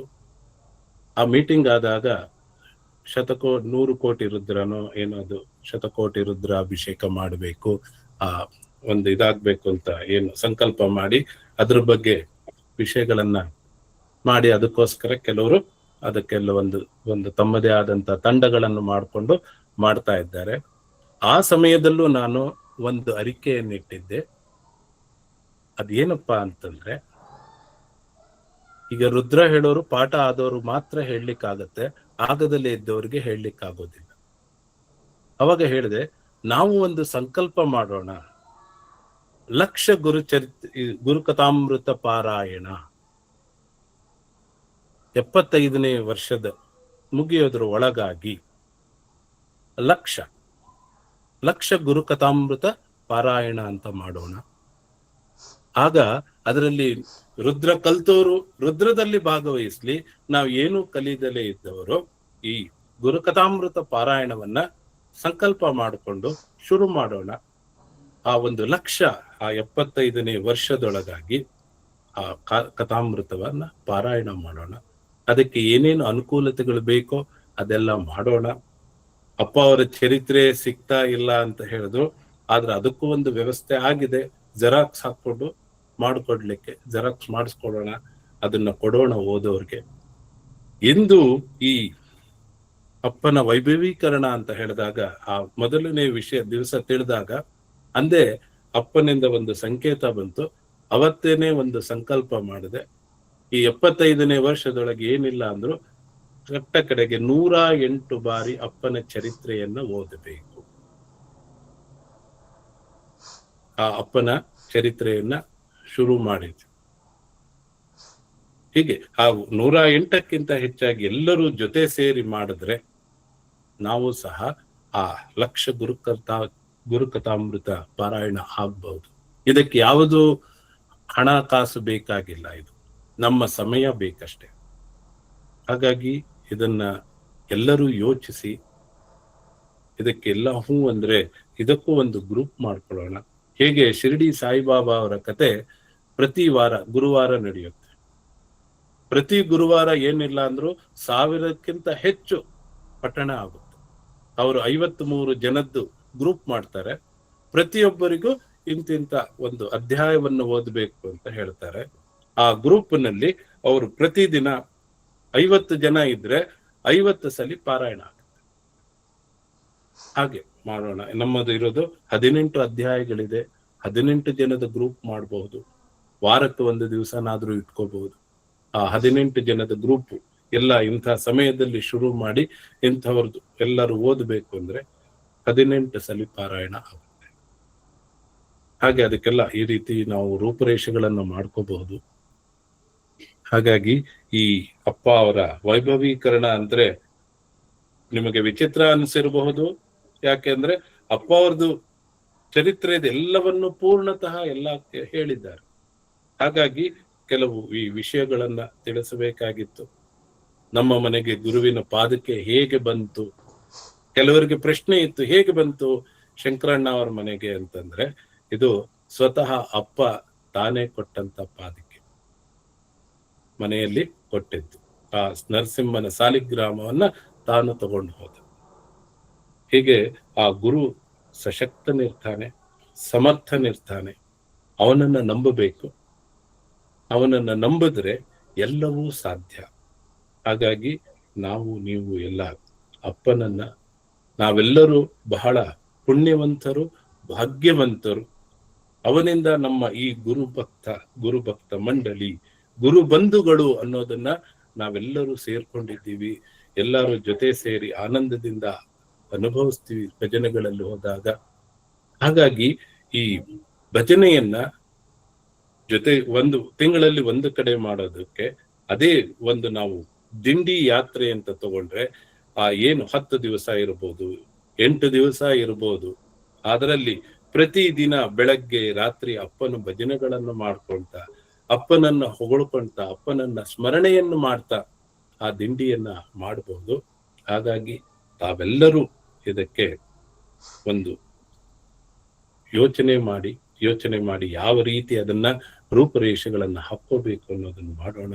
ನಾವು ನೀವು ಎಲ್ಲರೂ ಸೇರಿ ಅಪ್ಪನ ವೈಭವವನ್ನ ಎಲ್ಲ ಅವ್ರು ಅನುಭವಿಸಿದ್ರು, ನಾವು ಸಹ ಒಂದು ದಿವಸ ಕುಳಿತು ನಮ್ಮ ಮಕ್ಕಳಿಗೋ ಮೊಮ್ಮಕ್ಕಳಿಗೋ ಹೇಳುವಂತ ಒಂದು ಅನುಭವವನ್ನ ಪಡೆಯೋಣ ಅಂತ ಹೇಳ್ತಾ ಆ ಅಪ್ಪ ಅವರಿಗೆ ಶತ ನಮನಗಳನ್ನ ಅರ್ಪಿಸುತ್ತಾ, ಹುಟ್ಟಿದಾಗಿನಿಂದ ನಮ್ಮ ಮನೆಯಲ್ಲಿ ಅವನ ಪಾದಕ್ಕೆ ಅವನ ಫೋಟೋ ನೋಡ್ಕೊಂಡು ಬಂದಂಥವರು, ಅದಕ್ಕೂ ಪೂರ್ವದ ಜನ್ಮದ ಸುಕೃತ ಅನ್ಬೇಕು. ಹಾಗಾಗಿ ಇಷ್ಟು 4 ಮಾತುಗಳನ್ನು ಹೇಳುತ್ತಾ ಇಂದಿನ ಅಪ್ಪ ಅವರ ವೈಭವೀಕರಣ ಅನ್ನೋದನ್ನ ಅವರ ಪಾದಗಳಿಗೆ ಅರ್ಪಿಸುತ್ತಾ, ಸದ್ಗುರುನಾಥ್ ಮಹಾರಾಜ್ ಕಿ ಜೈ. ಸಾಯಿ ಚಂದ್ರಭ್ಯೋ ನಮಃ. ಜೈ ಗುರುದತ್. ಧನ್ಯವಾದಗಳು ಪ್ರಸಾದ್ ಅವರಿಗೆ. ಜಾನಕ್ಕ ಅವರನ್ನ ನೆನಪು ಮಾಡಿಕೊಟ್ರಿ, ಅವರ ಸೇವೆಯನ್ನ ನೆನಪು ಮಾಡಿಕೊಟ್ರಿ.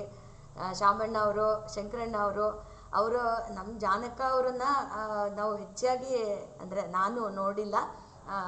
ಆದರೆ ಶಾಮಣ್ಣ ಅವರು, ಶಂಕರಣ್ಣ ಅವ್ರ ಸೇವೆಯನ್ನು ನಾನು ಕಣ್ಣೆದುರಿಗೆ ನೋಡಿದ್ದೀನಿ. ಅವರ ಒಂದು ಆ ದೈಹಿಕ ಬಲವೂ ಕೂಡ ಅವರಿಗೆ ಅಷ್ಟೇ ಒಂದು ಚೆನ್ನಾಗಿತ್ತು. ಹಾಗೆ ಅವರ ಒಂದು ಸೇವಾ ಮನೋಭಾವ ಕೂಡ ಹಾಗೆ ಇತ್ತು. ಅದನ್ನ ನೆನಪು ಮಾಡಿಕೊಟ್ರಿ ನೀವು. ಸುನೀತಾ, ಹಲೋ, ಯಾರಾದ್ರೂ ಮಾತಾಡೋದಿದ್ರೆ ಮಾತಾಡಿ. ಯಾರೋ ಮಾತಾಡ್ತಾ ಇದ್ರಿ? ಕಂಠಿ ಅವ್ರು ಏನೋ ಹೇಳ್ಬೇಕು ಅಂದ್ರೆ. ಇಲ್ಲ ಏನಿಲ್ಲ. ಹಾಗೆ ಅವರ ಒಂದು ಅನುಭವಗಳನ್ನು ತಿಳಿಸಿದ್ರಿ. ಭಾಳ ಚೆನ್ನಾಗಿತ್ತು. ಒಂದು ನಿಮ್ಮ ಮನೆತನದಲ್ಲಿ ಹೇಗೆ ಅಪ್ಪನ ಒಂದು ಆಶೀರ್ವಾದ ಆಯಿತು ಅದನ್ನೆಲ್ಲ ಹೇಳಿದ್ದು ಚೆನ್ನಾಗಿತ್ತು. ಧನ್ಯವಾದಗಳು ತಮಗೆ. ಹಾಗೆಯೇ ಇವತ್ತು ಇನ್ಯಾರಾದರೂ ಏನಾದರೂ ಹೇಳೋದಕ್ಕೆ ಇಷ್ಟಪಟ್ಟೆ ಒಂದು 10 ನಿಮಿಷ ಸಮಯಾವಕಾಶದಲ್ಲಿ ನಾವು ಮಾತಾಡಿ ಸತ್ಸಂಗವನ್ನು ಒಂದು ಮುಕ್ತಾಯ ಮಾಡೋಣ. ಯಾರಾದರೂ ಮಾತಾಡ್ತೀರಾ?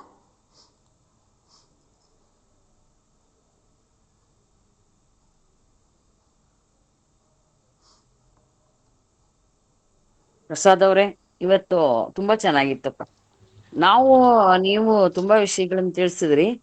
ಶಾಮಣ್ಣ ಶಂಕರಣ್ಣ ಬಲಯುತವಾದಂಥವ್ರು, ಮತ್ತೆ ಅವರ ಸೇವೆ ಬಹಳ ದೊಡ್ಡದು, ಜೊತೆಗೆ ಅವ್ರ ಪ್ರೀತಿನೂ ಬಹಳ ದೊಡ್ಡದು ಅಂತ ನಾವು ಕಂಡಿದೀವಿ. ಅವ್ರ ಪ್ರೀತಿಯನ್ನ ನಾವು ಬಹಳಷ್ಟು ಕಂಡುಬಿಟ್ಟಿದೀವಿ. ಈಗ ಅಷ್ಟೊಂದು ಇದೆಯಲ್ಲ ನನಗ್ ಗೊತ್ತಿಲ್ಲ, ಆದ್ರೆ ಅವಾಗ ಬಂದೇನವ ಅಂತ ಕರೆದ್ಬಿಟ್ರೆ ಸಾಕು, ನಮಗೆ ಅವ್ರಿಗೆ ಕಾಲಿ ನಮಸ್ಕಾರ ಮಾಡಿ ನಾವು ಅಷ್ಟು ಅವರ ಬಹಳ ನನಗೆ ಹೇಳಲಿಕ್ಕೆ ಒಂಥರ ಅನಿಸ್ತಾ ಇದೆ. ಅಷ್ಟು ಪ್ರೀತಿಯನ್ನು ನಾವು ಕಂಡಿದ್ದೀವಿ ಅವರಲ್ಲಿ. ಅವರಷ್ಟೇ ಸೇವೆಯನ್ನು ಕೂಡ ಮಾಡ್ತಾ ಇದ್ರು. ಆಮೇಲೆ ಇನ್ನೂ ನಿಮ್ಮ ಮನೆ ವಿಷಯಗಳು ಎಲ್ಲ ತಿಳಿಸಿದ್ವಿ. ಕೆಲವು ನಮಗೆ ಗೊತ್ತಿರಲಿಲ್ಲ. ಹಾಗಾಗಿ ಇವತ್ತು ನಾವು ತಿಳ್ಕೊಂಡಂಗೂ ಆಯ್ತು. ಗುರುವಿನ ಒಂದು ಸದ್ಭಕ್ತಿ, ನಂಬಿಕೆ ಇವುಗಳನ್ನೆಲ್ಲ ಚೆನ್ನಾಗಿ ತಿಳಿಸ್ಕೊಟ್ರಿ. ಧನ್ಯವಾದಗಳಪ್ಪ ಪ್ರಸಾದ್. ಶುಭವಾರ. Hello hello. ಹಾಂ, ಕೇಳಿಸ್ತಾ ಇದ್ದ, ಹೇಳಪ್ಪ. ನರಸಿಂಹ ಪ್ರಸಾದ್ ಅವರಿಗೆ ವಂದನೆಗಳು. ಹಿಂದಿನ ವಿಷಯ ಬಹಳಷ್ಟು ತಿಳಿಸಿದ್ದಾರೆ. ಅವರ ತಂದೆ ಶಂಕರಣ್ಣ ಶಾಮಣ್ಣ ಅಂದರೆ ನಮಗೆ ಭಾಳ ಹತ್ತಿರ. ಅದಕ್ಕಿಂತ ಮುಂಚೆ ಜಾನಕ್ಕ, ರತ್ನಕ್ಕ ಅವರು ನೊಲೆನೂರಿಗೆ ಬಂದರೆ ನಮ್ಮ ಮನೆಗೆ ಇಳ್ಕೊತಾ ಇದ್ರು. ಅದಕ್ಕಿಂತ ಮುಂಚೆ ಮಠಕ್ಕೆ ಬರೋರು. ಮಠದಿಂದ ನಾವು ಬೇರೆ ಆದ್ಮೇಲೆ ನಮ್ಮ ಮನೆಗೆ ಬರ್ತಿದ್ರು. ತಿಂಗಳಗಟ್ಲೆ ಇರ್ತಾ ಇದ್ರು. ಆಮೇಲೆ ನಮಗೆ ದಿವಸಗಳು ಲೆಕ್ಕಿಲ್ಲ. ಅವ್ರು ಬರ್ಬೇಕು, ಬಹಳ ದಿವಸ ನಮ್ಮ ಮನೆಗೆ ಇರ್ಬೇಕು, ಅದು ನಮ್ಮ ಆಸೆ. ಹಂಗಾಗಿ ನಮ್ಮಮ್ಮ ಯಾರು ಬಂದರೂ ಕೂಡ ತಿಂಗಳಗಟ್ಲೆ ಮಾಡಾಕ್ತಿದ್ರು. ರತ್ನಕ್ಕ ಬಂದು, ನಿನಗೆ ತೊಂದರೆ ಆಗುತ್ತೇನೋ ಕನಕಮ್ಮ ಹಂಗೆ ಅಂದ್ರೆ, ಅದ್ಯಾಕೆ ಹಂಗಂತೀಯವ, ನಿನಗೇನ್ ಬೇಕು ಹೇಳು, ನೀನು ಜಾನಿಗಾದ್ರೂ ಮಾಡ್ತೀಯ, ನನಗಾದ್ರೂ ಮಾಡಲ್ಲ ಅಂತ ಅಂತಿರು. ನಿನಗೆ ಮಾಡಲ್ಲ ಅಂತ ಯಾವಾಗ ಹೇಳಿದ್ನವ, ನಿನಗೇನ್ ಬೇಕು ಹೇಳು, ಮಾಡ್ಕೊಡ್ತೀನಿ ಅಂತ ಹೇಳ್ತಿದ್ರು. ಹಂಗಾಗಿ ನಮಗೆಲ್ಲ ಬಹಳ ಅಭ್ಯಾಸ. ಶಂಕರಣ್ಣ ಶಾಮಣ್ಣ ಅಂದ್ರೆ ಬಹಳ ಹತ್ರ, ನಮಗೆ ಹಣ್ಣುಗಳಿದ್ದಂಗೆ. ಹಂಗಾಗಿ ಅವರು ಬೆಳ್ಳಂಗೇರಿ ಒಳಗೆ ಜೊತೆಗಿರ್ತಿದ್ವಿ, ಕುಮಾರನಹಳ್ಳಿಗೆ ಜೊತೆಗಿರ್ತಿದ್ವಿ, ವಾಲಂಟಿಯರ್ಸ್ ಜೊತೆಗಿರ್ತಿದ್ವಿ. ಅವರಿಗೆ ಶಕ್ತಿ ಸಾಮರ್ಥ್ಯ ಜಾಸ್ತಿ, ನಮಗೆ ಅಷ್ಟೊಂದು ಇಲ್ಲ. ಅವರು ಸ್ವತಃ 1000 ಜನಕ್ಕೆ ಅಡಿಗೆ ಮಾಡ್ತಿದ್ರು, ಸ್ವಂತ ಅಡಿಗೆ ಮಾಡ್ತಿದ್ರು. ಆ ಒಂದು ಶಕ್ತಿ ಸಾಮರ್ಥ್ಯ ನಮಗಿಲ್ಲ, ನಾವು ಬಡಿಸ್ತಿದ್ವು ಅಷ್ಟೇ. ಹಂಗಾಗಿ ಅವ್ರ ಮನೆಗೂ ನಮ್ಮ ಮನೆಗೂ ಬಹಳ ಹತ್ತಿರ ಸಂಬಂಧ. ಹಂಗಾಗಿ ಬಹಳ ಖುಷಿ ಆತಪ್ಪ ನೋಡಿ, ನೀನು ಹಿಂದಿನ ಕಥೆಗಳಿಂದ ಹೇಳಿದ್ದು ಕೇಳ್ಬಿಟ್ಟು ಬಹಳ ಖುಷಿ ಆಯ್ತು. ನಿನಗೆ ವಂದನೆಗಳು. ಧನ್ಯವಾದ ರಾಮಣ್ಣ, ನಿಮ್ಮ ಆಶೀರ್ವಾದ ಇರಲಿ. ನಮ್ಮ ಮನೆಯವರು ಶಾಮಣ್ಣ ಶಂಕರಣ್ಣ ಮತ್ತೆ ರತ್ನಕ್ಕ ಜಾನಕ್ಕ ಇವ್ರ ವಿಷಯನ ನಮ್ಮ ಅತ್ತೆಯವರು ಕೂಡ ಹೇಳ್ತಾ ಇದ್ರು. ಯಾವಾಗ್ಲೂ ಅವ್ರು ಹೆಂಗ್ ಬರ್ತಿದ್ರು, ನಮ್ಮ ಜೊತೆಗೆ ಹೆಂಗಿರ್ತಿದ್ರು, ಅದು ಹೇಗೆ ಒಂಥರ ಪ್ರೀತಿ ಅನ್ನೋದನ್ನ ಬಹಳಷ್ಟು ಚೆನ್ನಾಗಿ ಹೇಳ್ತಾ ಇದ್ರು. ಆ ಶಂಕರಣ್ಣನು ಕೂಡ ಅಷ್ಟೇ, ನಮ್ಮ ಮನೆಯವ್ರನ್ನ ಕಂಡ್ಬಿಟ್ರೆ ಅದೇನು ಮಗು ಥರ ಮಾಡೋರು ಶಂಕರಣ್ಣ. ಅವ್ರು ಇರೋವರೆಗೂ ನಾವು ಇದನ್ನ ಖಂಡಿತ ಅನುಭವಿಸಿದೀವಿ. ಇದು ನಮಗೆ ಬಹಳಷ್ಟು ಅನುಭವ, ಅದಕ್ಕೆ ಬಹಳ ಸಂತೋಷ ಆಯ್ತಪ್ಪ. ಅಲ್ಲ, ಅದರಲ್ಲಿ ಹೆಚ್ಚಾಗಿ ಅವ್ರಿಗೆ ಹೆಡ್ ಮಾಸ್ಟರ್ ಅಂತ ಹೇಳ್ತಾ ಇದ್ರು. ರಾಮಣ್ಣ ಅಂತ ಹೇಳ್ತಾನೆ ಹೆಡ್ ಮಾಸ್ಟರ್ ಅಂತಾನೆ ಕರೆಯೋದು. ಹೆಡ್ ಮಾಸ್ಟರ್ ಅಂತೆಲ್ಲ ಕರಿತಾ ಇದ್ರು. ಅವರು ಎಲ್ಲರಿಗೂ ಬೇರೆ ಬೇರೆ ಒಂದೊಂದು ಹೆಸರಿಟ್ಟಿದ್ರು. ನನಗೆ ಹೆಡ್ ಮಾಸ್ಟರ್ ಅಂತಾನೆ ಗೊತ್ತಾಗ್ಬೇಕು, ಇಲ್ಲದ್ರೆ ರಾಮಣ್ಣ ಅಂತ ಗೊತ್ತಾಗ್ತಾನೆ ಇರ್ಲಿಲ್ಲ. ಈಗ ಅದೇ ಕೇಳ್ತಾ ಇದ್ವಿ. ಅವರು ಹೇಳರು, ಈಗ ರಾಮಣ್ಣ ಅಂತಾನೆ, ಆಮೇಲೆ ಹೆಡ್ ಮಾಸ್ಟರ್ ಅಂತ ನೋಡ್ರಿ ಹೆಂಗಿರುತ್ತೆ. ರಾಮಣ್ಣ ಅಂದ್ರೆ ನಾ ತಿರುಗಿ ನೋಡ್ತಿರ್ಲಿಲ್ಲ, ಹೆಡ್ ಮಾಸ್ಟರ್ ಅಂದ್ರೆ ತಿರುಗಿ ನೋಡ್ದೆ. ಹೌದು.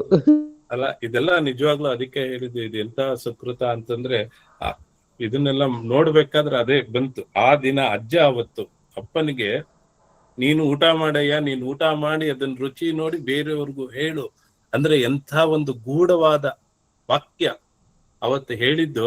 ಇವತ್ತು ನಾವು ನೀವು ಎಲ್ಲ ಒಂದು ಗುರುಬಂಧುಗಳಾಗಿದ್ದೀವಿ. ಇಲ್ಲದ್ರೆ ಯಾರು ಒಬ್ರಿಗೊಬ್ರು ಗೊತ್ತೇ ಇಲ್ಲ. ನಾವು ಸಹ ಆ ಪಾಶ್ಚಾತ್ಯರ ಜೀವನವನ್ನ ಅಂಟಿಸ್ಕೊಂಡ್ಬಿಟ್ಟಿದೀವಿ. ಎಲ್ಲ ಕೆಲ್ಸಕ್ ಬೇಕು, ಮಾತಾಡು, ಮುಗೀತು, ಇಲ್ಲದ್ರೆ ಇಲ್ಲ. ಆದ್ರೆ ಇದು ನೋಡಿ ಎಷ್ಟುದು ನಮ್ಮ ಮುತ್ತಜ್ಜಿ, ನಮ್ಮ ಅಜ್ಜಿ, ನಮ್ಮ ಅಪ್ಪನ ಸಂಬಂಧ ಹೇಗಿತ್ತು. ನೀವೇ ಹೇಳಿದ್ರೆ ತಿಂಗಳಾನ್ಗಟ್ಲೆ ಇರ್ತಿದ್ರು. ಈಗೆಲ್ಲಾರು ಹೋದ್ರೆ ನಾವು ಒಂದ್ ಅರ್ಧ ಗಂಟೆ ಆಯ್ತು ಅಂದ್ರೆ ಆಗ್ಲೇ ವಾಪಸ್ ಹೊರಡೋಣ ಅಂತ ಹೇಳ್ತೀವಿ. ನೋಡಿ ಎಷ್ಟು ಬದಲಾವಣೆಗಳಾಗಿದೆ. ಬಹಳ ಕಾಲ ಮಹಿಮೆ ಅಲ್ಲ, ಹಾ ಕಾಲ ಮಹಿಮೆ. ಕಾಲ ಮಹಿಮೆ. ಹಾ, ಆದ್ರೆ ಏನಂದ್ರು ಗುರುಬಂಧುಗಳ ಪ್ರೀತಿನೇ ಬಹಳ ದೊಡ್ಡದು ಅಂತ ನನಗಂತೂ ಅನ್ಸುತ್ತೆ. ಹೌದು ಹೌದು ಹೌದು, ಮನೆಯವರಿಗಿಂತ ಹೆಚ್ಚು. ನಮ್ಮನೆಗಂತೂ ಗುರುಬಂಧುಗಳೇ ಜಾಸ್ತಿ ಬಂಧುಗಳಿಗಿಂತ.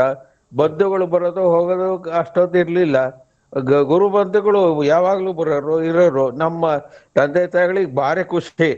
ಅದ್ರಾಗ ರತ್ನಕ್ಕ ಜಾನಕ ಬಂದ್ಬಿಟ್ರಂತೂ ಇವ್ರಿಗೆ ಸಿರಿ ಸಿಕ್ಕಂಗ ಆಗ್ಬಿಡೋದು. ಭಾರಿ ಖುಷಿ ಪಡೋರು. ಬಹಳ ಇದು ಒಂದು ಸಲಿ ಇದು ಎಲ್ಲರಿಗೂ ನಮಸ್ಕಾರ. ನಮಸ್ಕಾರ ಎಲ್ಲರಿಗೂ. ನರಸಿಂಹ ಪ್ರಸಾದ್ ಅವರು ಕೇಳುತ್ತಾ? ಹೇಳು ಕುಮಾರ್. ಹಾ, ನರಸಿಂಹ ಪ್ರಸಾದ್ ಅವರು ದಿಂಡಿಯ ಇದನ್ನು ವಿಚಾರ ಹೇಳಿದ್ರು. ಅದಕ್ಕೆ ಸಂಬಂಧಪಟ್ಟಂಗೆ ಅಪ್ಪ ಮುರುಗೋಡು ಯಾತ್ರೆನ ನುಲೇನೂರಿಂದ ಶುರು ಮಾಡಿದ್ದು. ಆಮೇಲೆ ದಿಂಡಿ ಯಾತ್ರೆ ಎಲ್ಲ ಮುಗಿಸ್ಕೊಂಡು ಬಂದು ಮಾಳೇನಹಳ್ಳಿಯ ದೇವಸ್ಥಾನ ಜೀರ್ಣೋದ್ಧಾರ ಮಾಡಿದ್ಮೇಲೆ ಆ ಸಮಯದಲ್ಲಿ ಚಿದಂಬರೇಶ್ವರನ ಸ್ಥಾಪನೆ ಮಾಡಿದ್ದು. ಇಷ್ಟು ವಿಚಾರ ದಿಂಡಿಗೆ ಸಂಬಂಧಪಟ್ಟಂಗೆ. ನುಲೇನೂರ್ ಇಸ್ ದ ಪಾಯಿಂಟ್ 1. ಅಷ್ಟು ವಿಚಾರ ಅಷ್ಟೇ. ಅಲ್ಲ, ಇದನ್ನ ಯೋಚನೆ ಮಾಡಿ ಎಲ್ಲಾರು. ಸುನೀತಾ, ಇದನ್ನ ನೀವು ಸ್ವಲ್ಪ ಎಲ್ಲಾರ ಜೊತೆ ಮಾತಾಡಿ ಅದಕ್ಕೆ ಏನು ಸಹಾಯ ಬೇಕೋ ನಾವು ಮಾಡೋಣ. ಅದನ್ನ ಯಾವ ರೀತಿ ಇನ್ನೊಂದು ವಿಚಾರ ಏನು ಅಂದ್ರೆ, ಮಹಾರಾಷ್ಟ್ರದಲ್ಲಿ ಸಂತರ ಸ್ಥಾನದಿಂದ ದೈವಸ್ಥಾನಕ್ಕೆ ಪಾದಯಾತ್ರೆ ಹೋಗೋದು, ದಿಂಡಿ ಹೋಗೋದು ಅನ್ನೋದು ನಿನಗ್ ಗೊತ್ತಿರುತ್ತೆ. ಮುಂಬೈಯಲ್ಲಿದ್ದನು, ಆಳಂದಿಯಿಂದ ಪಂಡ್ರಾಪುರ, ಈ ತರ ತ್ರಯಂಬಕೇಶ್ವರ್ನಿಂದ ಈಗ ನಮ್ಗೆ ಬಾಬುಳಗಾವ್ಗೆ ದಿಂಡಿ ಬರುತ್ತೆ ಈಗ. ಅದೇ ರೀತಿ ಅಜ್ಜ ಅವರು ದಿಂಡಿ ಯಾತ್ರೆ ಹೋದಾಗ ಅಜ್ಜ ಅವರು ಸಗುಣದಲ್ಲಿ ಇದ್ರು. ಅದೊಂದು ವಿಚಾರ. ಆಮೇಲೆ ಬಂದು ಅವರಿಗೆಲ್ಲ ನಮಸ್ಕಾರ ಮಾಡಿ ವರದಿ ಒಪ್ಪಿಸ್ತಾರೆ ಅಂತ ಕೇಳಿದೀವಿ, ನಾವು ಪುಸ್ತಕದಲ್ಲಿ ಓದಿದೀವಿ. ಅದೊಂದು ಸಂತರ ಸ್ಥಾನ ಅಷ್ಟೇ. ಸುಮ್ನೆ ಟೆಕ್ನಿಕಲ್ ಆಗಿ ಮಾತಾಡ್ತಾ ಇದೀನಿ ನಾನು ಅಷ್ಟೇ ವಿಚಾರ. ಅಲ್ಲ, ಇದನ್ನು ಕಾರ್ಯರೂಪಕ್ಕೆ ತರಕ್ಕೆ ಏನಾದ್ರು ಒಂದು ಮಾಡೋಣ. ಅಟ್ಲೀಸ್ಟ್ ಅಷ್ಟು ದೊಡ್ಡದಲ್ಲ ಆಗ್ದಲ್ಲ ಇದ್ರು ಸಣ್ಣದಾಗಿ ಒಂದು ಶುರು ಮಾಡೋಣ. ಲೋಕಿಕೆರೆಯಿಂದ ಕುಮಾರನಹಳ್ಳಿ ಅಲ್ಲ, ಆ ರೀತಿ ನೋಡೋದಾದ್ರೆ ಆ ಅತಿರುದ್ರದ ಸಮಯದಲ್ಲಿ ಮಿಯಾಪುರದಿಂದ ಅಪ್ಪನಡೆಗೆ ಅತಿರುದ್ರಕ್ಕೆ ಅಪ್ಪನಡೆಗೆ ನಡಿಗೆ ಅಂತ ಹೇಳಿ ನಾವು ಮಿಯಾಪುರದಿಂದ ಮಾಡಿದ್ವಿ. ಅಲ್ಲಿ ಏನು ಅಂದ್ರೆ ಈ ದಾವಣಗೆರೆಯಿಂದ ರಾಜಣ್ಣ, ಪ್ರೇಮಕ್ಕ ಅವರೆಲ್ಲ ಬಂದಿದ್ರು ಅವಾಗ. ನಮ್ ಚಂದ್ರನ್ ದೊಡ್ಡಪ್ಪ ಅವರೆಲ್ಲ ಬಂದಿದ್ರು. ಮಿಯಾಪುರದಿಂದ ಕುಮಾರನಹಳ್ಳಿಗೆ ಅತಿರುದ್ರದಲ್ಲಿ ಪಾದಯಾತ್ರೆ ಮಾಡಿದ್ವಿ. ಅದು ರೆಕಾರ್ಡ್ ಆಗಿದೆ ಔದುಂಬರ ವರದಿ ಪತ್ರಿಕೆಯಲ್ಲಿ. ಹಾಗೆ ಅದೊಂದು ವಿಚಾರ, ತಿಳಿದಿರೋ ವಿಚಾರ ನನಗೆ. ನೀವು ಹೇಳ್ದಂಗೆ ಚಿಕ್ಕದನ್ನ ಮಾಡಬಹುದು. ಚಿಕ್ಕದ ಶುರು ಮಾಡೋಣ. ಅಂದ್ರೆ 75ನೇ ವರ್ಷದಲ್ಲಿ ಒಳಗೆ ಇದೊಂದು ಮಾಡ್ಬೇಕು. ನುಲೇನೂರಿಂದ ಆಗ್ಲಿ ಇಲ್ಲ ಕುಮಾರನಹಳ್ಳಿಯಿಂದ ಆಗ್ಲಿ ಅಪ್ಪ ಅವ್ರು ಮಾಡಿದಂತ ಆ ಮುರುಗೋಡು ಯಾತ್ರೆ ಮತ್ತೊಂದ್ಸಲಿ ಮಾಡೋಣ. ಇದಕ್ಕೆ ಜನ ಸೇರ್ಬೇಕು. ಈಗ ನಾವು ಬೇರೆಯವ್ರು ಯಾರ್ಯಾರೋ ಮಾಡ್ತಾರೆ, ಅವ್ರ ಜೊತೆಗೆ ಹೋಗಿ ನಾವು ಅಲ್ಲಿ ಎಂಜಾಯ್ ಮಾಡಿ ಬರ್ತೀವಿ, ಅಲ್ಲಿ ಆನಂದದಿಂದ ಕುಣಿದು ಕುಪ್ಪಳಿಸಿ ಬರ್ತೀವಿ. ಆದ್ರೆ ಒಳಗೆ ಮನಸ್ಸಿನೊಳಗೊಂದಿರುತ್ತೆ, ಇದು ನಮ್ಮಪ್ಪಂದೊಂದು ಆಗ್ತಾ ಇಲ್ವಲ್ಲ. ಅದಕ್ಕೆ ಇದಕ್ಕೇನಾದ್ರು ಒಂದು ಕಾರ್ಯರೂಪ. ನಮಗ್ ಗೊತ್ತಿದ್ದಂಗೆ ಕುಮಾರನಹಳ್ಳಿ ಒಂದ್ ಪಾಯಿಂಟ್ ಇದೆ, ಆನಂದವನ ಅಗಡಿ ಇದೆ, ಹೆಬ್ಬಳ್ಳಿ ಇದೆ, ಗುರ್ಲಸೂರ್ ಇದೆ. ಅವೆಲ್ಲ ನಮ್ಮ ಕ್ಷೇತ್ರಗಳೇ. ಅವೆಲ್ಲ ಪಾಯಿಂಟ್ಸ್ ಅಲ್ಲಿ ನಾವು ಅವರ ಸಹಾಯ ತಗೋಬಹುದು. ವಾಸ್ತವ್ಯಕ್ಕೆ ಈ ರೀತಿ ಎಲ್ಲ ನಮ್ಮ ಪರಿಚಿತರು ಇರೋದ್ರಿಂದ ಇದರಲ್ಲಿ ವಾಸ್ತವ್ಯ ಮುಗಿಸ್ಕೊಂಡು ಅನುಕೂಲಕರವಾಗಿ ಆರೋಗ್ಯಕರವಾಗಿ ಹೋಗಿ ಬರೋದು ಒಂದು ವಿಚಾರ. ಪಾದಯಾತ್ರೆ ಅಂದ್ರೆ ಅದು ಕಾಲ್ನಡಿಗೆಯಲ್ಲಿ ಅಷ್ಟು ದೀರ್ಘವಾಗಿ ನಮಗೆ ಆಗ್ಲಾರ್ದು ಅನ್ಸುತ್ತೆ. ಬಹಳ ಎಲ್ಲ ವಯಸ್ಸಾದವರು ಬಹಳ ಇರೋದ್ರಿಂದ. ಅಲ್ಲ, ಅದಕ್ಕೆ ಹೇಳುತ್ತಾ ಇರೋದು. ಅಲ್ಲೇನ್ ನಾವು ಪೂರ್ಣದಲ್ಲ, ಒಂದೊಂದು ದಿವಸ ಇಷ್ಟಿಷ್ಟು ಒಂದು ಪಂಗಡ, ಒಂದು ಮೇನ್ ಪಂಗಡ, ಕೋರ್ ಟೀಮ್ ಅದು ಹೋಗ್ತಾ ಇರುತ್ತೆ. ಅದ್ರ ಜೊತೆಗೆ ಒಂದೊಂದು ಕಡೆ ಒಬ್ಬೊಬ್ರು ಬಂದು ಜಾಯಿನ್ ಆಗೋದು ಒಂದು ದಿವಸ. ಅದೇ ನೀ ಹೇಳ್ದಂಗೆ ಒಂದಿನ ಇದು ಆನಂದವನದಲ್ಲಿ ತಂಗಿ ರಾತ್ರಿ ಭಜನೆ ಬೆಳಿಗ್ಗೆ ಭಜನೆ ಮಾಡಿ ಮುಂದುವರಿಯೋದು, ಹೌದು. ಗುರ್ಲೋಸೂರಲ್ಲಿ ಹೆಬ್ಬಳ್ಳಿಯಲ್ಲಿ ತಂಗಿ ಮುಂದುವರಿಯೋದು, ಈ ರೀತಿ ಮಾಡ್ಕೋಬಹುದು ನೀ ಹೇಳ್ದಂಗೆ. ಅದನ್ನ ಯೋಚನೆ ಮಾಡ್ಬೇಕು. ಎಲ್ಲಾರ್ಗು ದೈಹಿಕ ಆರೋಗ್ಯದೆಲ್ಲ ನೋಡ್ಬೇಕು. ಆದ್ರೆ ಒಂದು ಕೋರ್ ಟೀಮ್ ಅದು ಹೋಗ್ತಾ ಇರುತ್ತೆ. ಅದನ್ನ ಜನ ಒಂದೊಂದು ಜಾಗದಿಂದ ಒಬ್ಬೊಬ್ರು ಒಂದೊಂದು ಕಡೆ ಸೇರ್ಕೊಡೋದು, ಒಂದ್ 5-6 ಜನ ಗ್ರೂಪ್ ಆಗಿ ಕಡೆಯ ಒಳಗೆ ಎಲ್ಲರೂ ಆ ಸ್ಥಳಕ್ಕೆ. ಈಗ ವಿದ್ಯಾಧೀಶ್ ಅವ್ರು ಮಾಡ್ತಾರೆ, ಹೊರಟಾಗ 5 ಜನ ಮಾತ್ರ ಇರ್ತಾರೆ. ಅಲ್ಲಿ ಮುರುಗೋಡ್ ಸೇರಿದಾಗ ಅವತ್ತಿಂದ ಬಸ್ಸಲ್ಲಿ ಬಂದು ಒಂದು 50 ಜನ ಸೇರ್ತಾರೆ. ಕಡೆ 10-12 ಕಿಲೋಮೀಟರ್ ಎಲ್ಲರೂ 50 ಜನನು ಸೇರಿ ನಡ್ಕೊಂಡು ಹೋಗ್ತಾರೆ. ಆತರ ಏನಾರು ಒಂದು ಮಾಡ್ಬೇಕು. ಆ ರೀತಿ ಯೋಚನೆ ಮಾಡಿ. ಇನ್ಯಾರಾದ್ರೂ ಮಾತಾಡ್ತೀರಾ ಅಥವಾ ಸತ್ಸಂಗವನ್ನ ನಾವು ಮುಕ್ತಾಯ ಮಾಡ್ಬೋದಾ? ಓಕೆ, ಇವತ್ತಿನ ಒಂದು ಸಮಯ ಆಗಿದೆ. ಮತ್ತೊಮ್ಮೆ ಪ್ರಸಾದ್ ಅವ್ರಿಗೆ ಧನ್ಯವಾದಗಳನ್ನ ತಿಳಿಸ್ತಾ ಇಂದಿನ ಸತ್ಸಂಗವನ್ನ ಮುಕ್ತಾಯ ಮಾಡ್ತಾ ಇದ್ದೇನೆ. ಸರ್ವೇ ಜನಾಃ ಸುಖಿನೋ ಭವಂತು, ಸರ್ವೇ ಸಂತು ನಿರಾಮಯಾಃ, ಸರ್ವೇ ಭದ್ರಾಣಿ ಪಶ್ಯಂತು, ಮಾ ಕಶ್ಚಿತ್ ದುಃಖಭಾಗ್ ಭವೇತ್. ಓಂ ಶಾಂತಿ ಶಾಂತಿ ಶಾಂತಿ. ಗುರುದೇವ ದತ್ತ. ಜೈ ಶಂಕರಲಿಂಗ. ನಮಸ್ತೆ. ಜೈ ಶಂಕರ್. ಜೈ ಗುರು. ಜೈ ಶಂಕರಲಿಂಗ. ಜೈ ಜೈ ಶಂಕರಲಿಂಗ. ಜೈ ಶಂಕರ್ಲಿಂಗ.